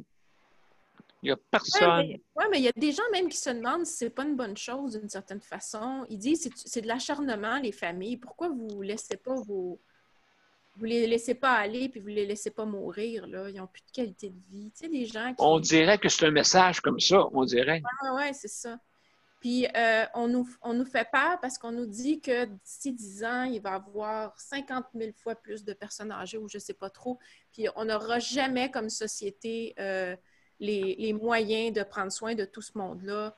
Il y a des files d'attente, des listes d'attente pour entrer en CHSLD, tout ça. Fait que c'est comme si on avait fait on essaye de résoudre le problème en se débarrassant du monde. Ouais. Puis à part de ça, savez-vous quoi? Moi, là, je dis là, absolument, ça va prendre une corporation, OK, pour les gens, là, j'oublie tout le temps, les assistants de vie personnelle. Ça va prendre une corporation. Là, il faut que ce soit égal partout. Parce que là, ça ne marchera pas pantoute. OK? Non. Parce que là, qu'est-ce qui va arriver? C'est que le monde n'y aura pas tout dans un CHSLD pour peut-être organiser pour qu'il n'y ait plus de service. Hein? Parce que là, c'est ça qui arrive. Là. Il n'y a plus de service. Là. Il n'y a plus de service. C'est juste le minimum du minimum et le monde perd l'autonomie encore plus vite. Oui, puis de toute façon, c'est pas la panacée, les CHSLD. Là. Tu sais, je veux dire, moi, on n'a jamais voulu que notre mère aille en CHSLD. C'était toute une histoire de médicaments écrasés. C'était un ridicule. Non, on a inventé un rapport. Le rapport là, pour demander le transfert en CHSLD, là, c'est bourré de mentrées, je l'ai, je vais toujours le conserver.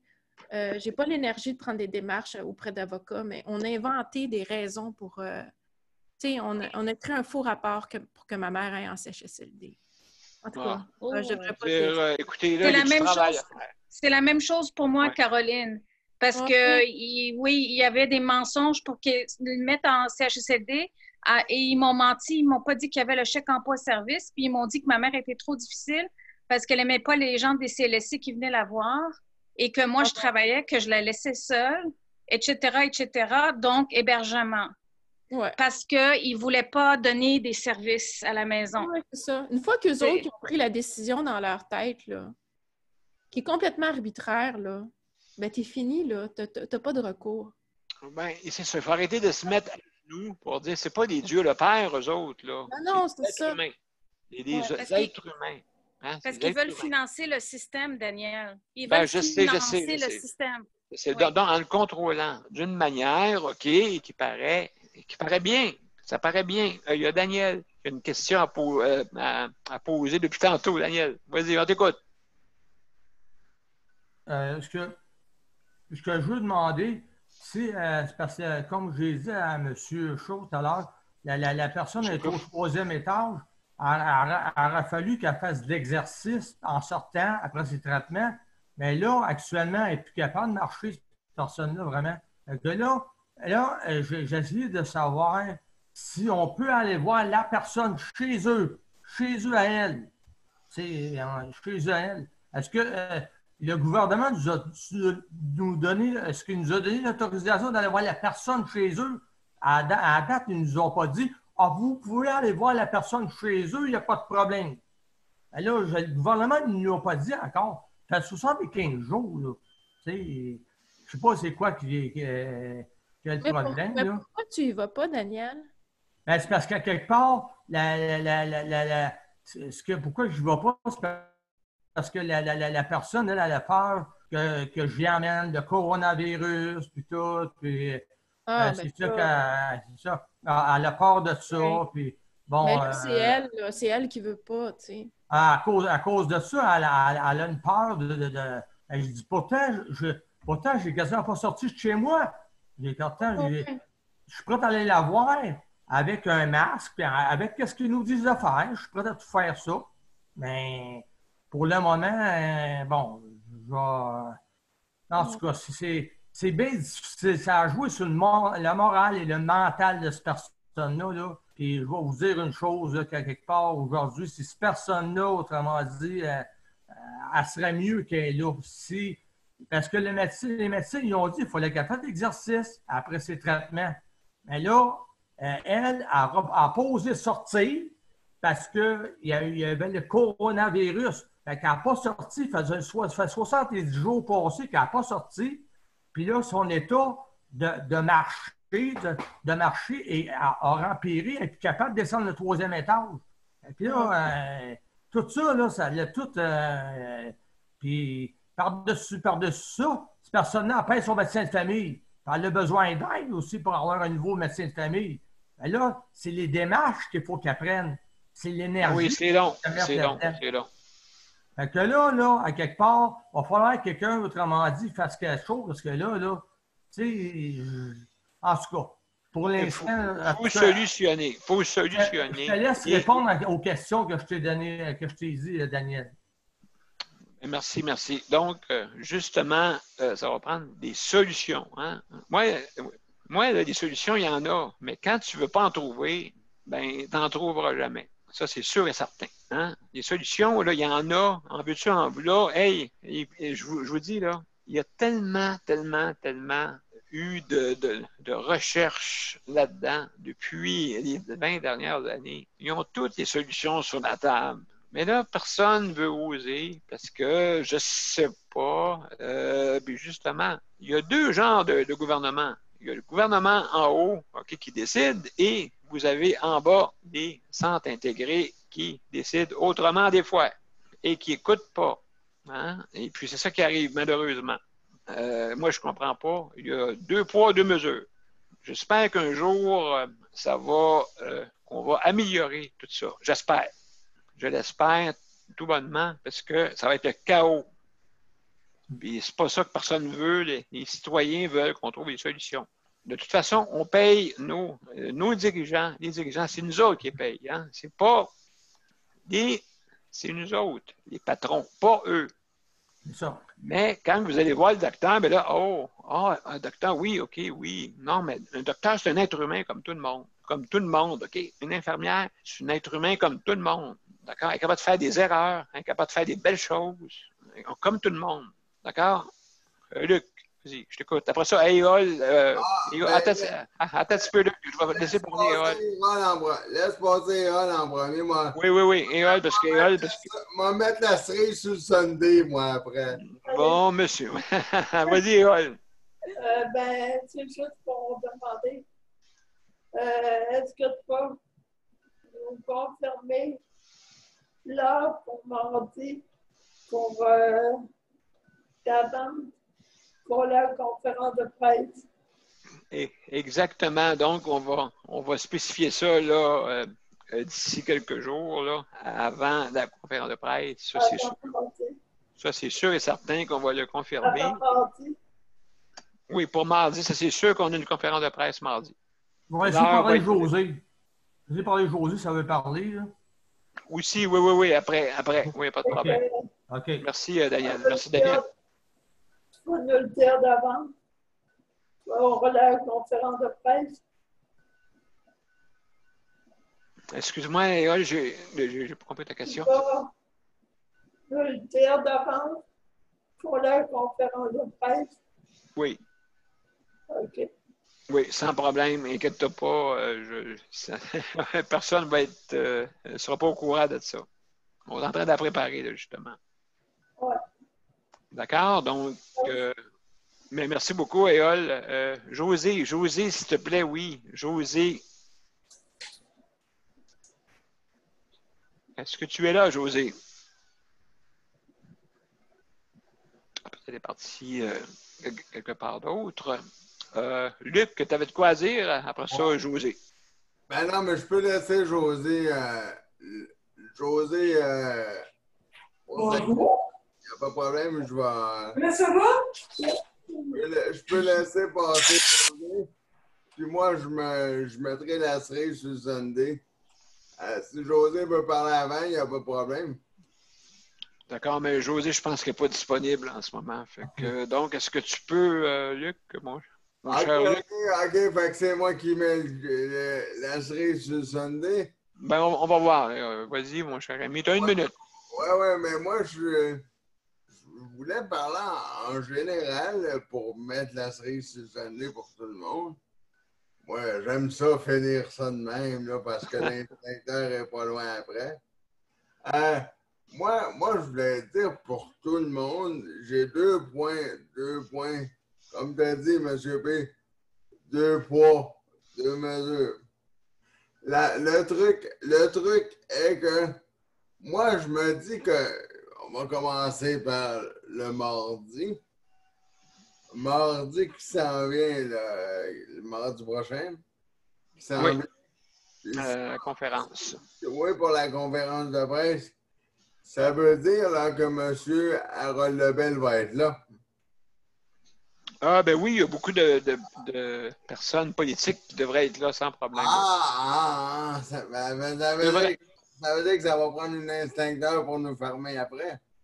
Non. Écoute, je pense qu'il faut contrôler quand même c'est l'émission, hein, qui est un peu... On invite les journalistes à venir nous voir. Non, mais ça veut dire par la suite que normalement, après, il devrait allumer. Là.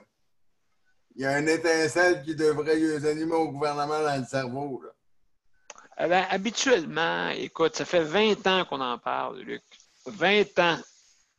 D'accord? 20 ans. Je ne sais pas si en 20 minutes, on va être capable de dire quasiment tout ce qu'on a à dire. C'est pas 20 minutes, ça dure. C'est 1h30, mais quand même. J'espère qu'on va être capable de dire quelque chose. Puis pour terminer, pour mettre la cerise sur le Sunday, moi, c'est pour Caroline, la dernière chose que je veux dire. Après ça, Mozart va avoir besoin de parler. Mais moi, je me dis une chose. pourquoi, Caroline, tu me répondras après, je vais finir pour ma question. Pourquoi, moi, Caroline, pour répondre à tes questions comme j'ai fait l'autre soir et l'autre soir et l'autre soir, moi, je me pose la question, si moi, je me suis battu avec des avocats et tout ça, je suis d'accord, je me suis battu à plein pouvoir, oui, mais si j'étais capable, s'il y en a qui, en bon québécois qui méritent de manger un coup de pied dans le derrière, même si tu n'as pas la force de te battre pour eux, parce que ça te fatigue ou ça te prend de l'énergie, il y a d'autres personnes, si tu as besoin d'aide. Je peux te montrer comment lui donner un bon coup de pied dans le derrière, là. Oui, en fait, c'est que ça ne dépend pas de moi. Je ne suis pas la tutrice de ma mère. OK, non, mais L'autre parce que personne dans le dossier. moi, quand je t'entends, Caroline, quand je t'entends tout ça, quand je t'entends parler, ça m'intéresse vraiment, puis ça m'interpelle ce que tu dis. Parce que mon arrière-grand-mère elle était au même CHSLD que ta mère. Ah oui, OK. Et puis, ça m'interpelle parce qu'à chaque fois que j'allais là, à chaque fois que j'allais dans la même Moses de place, pour pas dire la même, là, un autre mot qui me passe par la tête, là, à chaque fois que j'avais même pas un millième de la roue de rentrée que la merde était déjà pognée. J'étais même pas déjà rentré parce que, tu vois, ça m'a éclairé un point ce soir, hein, Caroline. Je t'écoutais de plus en plus, puis ça me fait penser. Moi, quand ça fait un petit bout de ça, bien entendu, que mon arrière-grand-mère est décédée, et puis au CHSLD, que ta mère, elle est. Écoute, on va régler un point direct là. Quand tu me parles de tes écouteurs, là, ça me fait. C'est pas moi qui ai les écouteurs, mais ça me style dans les oreilles. Tes écouteurs doivent sonner fort parce que le son me vibre dans les oreilles quand tu fais de ça. Parce qu'il n'y avait même pas de COVID-19, tabarouette. Ouais. Puis quand je rentrais là-bas, là, j'avais des écouteurs, j'avais un cellulaire, j'avais ma manette d'ouvre-porte, j'avais tout mon équipement. Il n'y avait pas de COVID-19 là, quand ma grand-mère est décédée. Quand mon arrière-grand-mère est décédée, il n'y avait pas de COVID-19. D'abord, pourquoi je ne pouvais pas plus emmener mes gens? Ah, ben non, monsieur Jérôme, ben non. Non, il n'y a pas question d'emmener tes écouteurs. Il n'y a pas question d'emmener tes écouteurs. Il n'y a pas question de ci, il n'y a pas question de ça. Ça n'a pas rapport avec la COVID-19, Caroline. Ils ont bien beau dire ça. Peut-être que ça peut peut-être jouer un petit peu dans le sens que je suis d'accord, c'est un virus.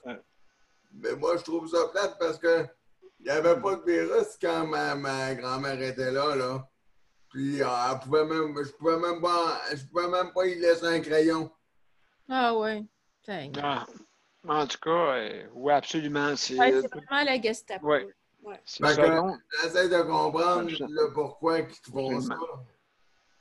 Absolument. Ben, écoute, c'est sûr, hein, je pense qu'il y a chaque, comme je disais tantôt, 2 poids, 2 mesures, puis même, je dirais même plus, 22 mesures, 1 poids. Ah oui, mais là, une canne de bois, tu parles ou. Non, il est sans intégrer. Il est sans intégrer. 22. Un poids, fait que. Un poids.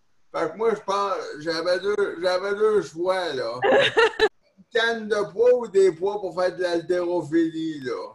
Ben non, mais je veux pas mettre toutes des centres intégrés dans le même panier, mais il y en a quelques-uns qui n'écoutent pas les consignes, malheureusement. Est-ce que le mien embarque là-dedans, M. P? Ben là, je sais pas, je peux pas parler, là. Hey, c'est la fin. Peux-tu dire quelque chose de tordant, là, juste pour finir? Bon, OK. On a reçu une infolette du CHSLD cette semaine. Et ça disait, il y a de nouvelles directives du ministère maintenant qui autorisent plusieurs proches aidants d'un même résident de venir. Là, ils prétendaient que c'était des nouvelles consignes du ministère, alors qu'en réalité, c'est eux qui n'avaient jamais compris les astuces de directives. C'est ça qui est arrivé. Je le trouve pas nulle part. Non, mais je veux dire, non, c'est ça, là. Oui. Ça n'a pas de sens. Et là, il y en a un autre que je pourrais vous parler, justement, et c'est la patiente, pas la patiente, la proche aidante. Vraiment, là, elle Luciana? Oui. Oui. Amoré? Oui, absolument. Donc, ça n'a pas d'allure, ça, là. Ben là, il y a quelque chose là, qui se passe là-bas, là, vraiment qui n'est pas normal. OK? C'est la dictature pure et simple, juste pour, d'après moi, pour empêcher les proches aidants de vouloir venir voir leur mari ou leur mère, OK? Mais ça, je m'excuse, mesdames et messieurs, OK? Quand que tu tiens à tes parents, il y a beau avoir la guerre, il y a beau avoir la guerre nucléaire, il n'y a personne qui va empêcher l'amour d'un parent. Hein? Oui. Pas un ici qui ose le dire, OK? Il n'y en a pas un qui est la guerre, qui n'importe quoi, on va tout faire pour sauver sa famille. Oui. Mais ceux qui n'ont pas de lien, ceux qui ne sont pas empathiques, ceux qui n'ont pas de compassion, oubliez ça. Eux autres, ils vont vous mettre, ils vont vous traîner dans la boue, puis ça, j'aime pas ça. Donc, s'il vous plaît, hein, soyons, faut que le monde se travaille en équipe. Hein? C'est ça qui est le but, en équipe. Je voulais parler comme un coach. Hein? C'est pas drôle. C'est vrai, il n'y a plus de hockey, c'est pour ça. OK. Hey, je veux tellement pas rentrer la COVID dans le CHSLD, là. Je veux tellement pas. Puis j'ai à cœur tous les autres résidents. Je m'attache très facilement, moi. Je les aime toutes. Là, je les regarde de loin puis je leur dis des bye-bye parce que j'ai pas le droit de les approcher. Je veux dire, je les aime, ces gens-là. Je veux ce qu'il y a de mieux pour eux autres. Je suis pas là pour nuire, je suis juste là pour aider. Ouais. L'empathie et la compassion, ça, je pense que c'est pas tout le monde qui connaît ça. Fait que donc, écoutez, je pense qu'on va travailler en équipe. Et puis, c'est nous autres qui payent, hein, les payeurs de taxes. C'est nous autres qui veulent avoir un système qui fonctionne. Mais là, si on a du monde qui n'écoute pas, si nos employés, vous les appelez comme ça, les gestionnaires des employés, si nos employés ne nous écoutent pas, comment voulez-vous que ça fonctionne? Mais s'ils ne nous écoutent pas, M. P, là, on sait qu'est-ce qu'on a à faire. Ah ben, en tout cas, 3 petits points. On ne le dit pas. OK? Le monde le sait. Tout le monde le sait.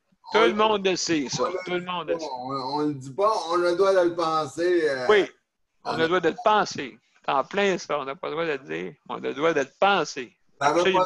Ça ne veut pas dire que ça nous donne de pas avoir le goût de le dire. Là, mais... Absolument, absolument. Donc, mes chers amis, Mozart, il me regarde. Oui, je sais, Mozart. Et tu sais qu'il y a une chose qu'il faut que tu comprennes, Mozart, c'est que nous autres, là, quand on est en feu, on est en feu. Et puis, je sais, tu as un instincteur dans les mains. Tu veux nous éteindre, mais je sais. Donc, on va jouer ta toune, il n'y a pas de problème. Ça va être beau mardi pour ton Mozart, d'abord. Absolument. Donc, merci beaucoup. Je vous reviens pour le bonsoir. Oui, tu le mettras dans le garde-robe le mardi. Là. Mardi, même mardi. Mets-le dans le garde-robe mardi. On va le mettre dans son antichambre. Ouais. Tu as rien qu'à mettre son lutrin, je sais pas, là. Mets-les pas loin. Mets-les bien loin.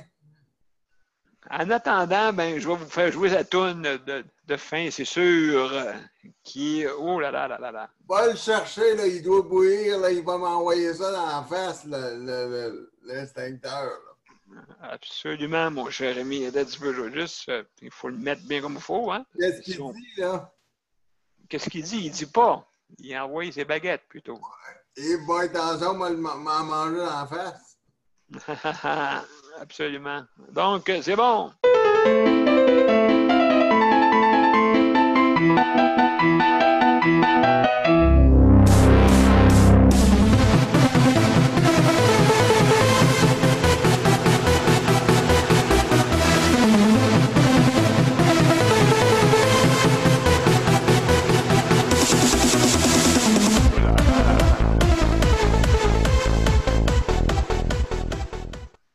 Bon, ben.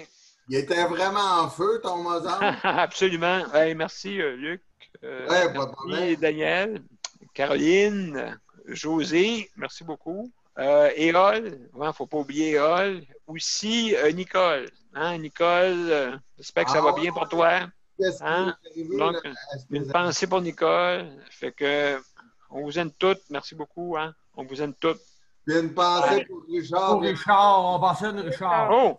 Hey, oh oui, sans Richard. Oui, hey, Richard. Écoute, j'espère que tu vas nous revenir vite. On a besoin de toi. Merci beaucoup, hein? Fait que, salut la gang.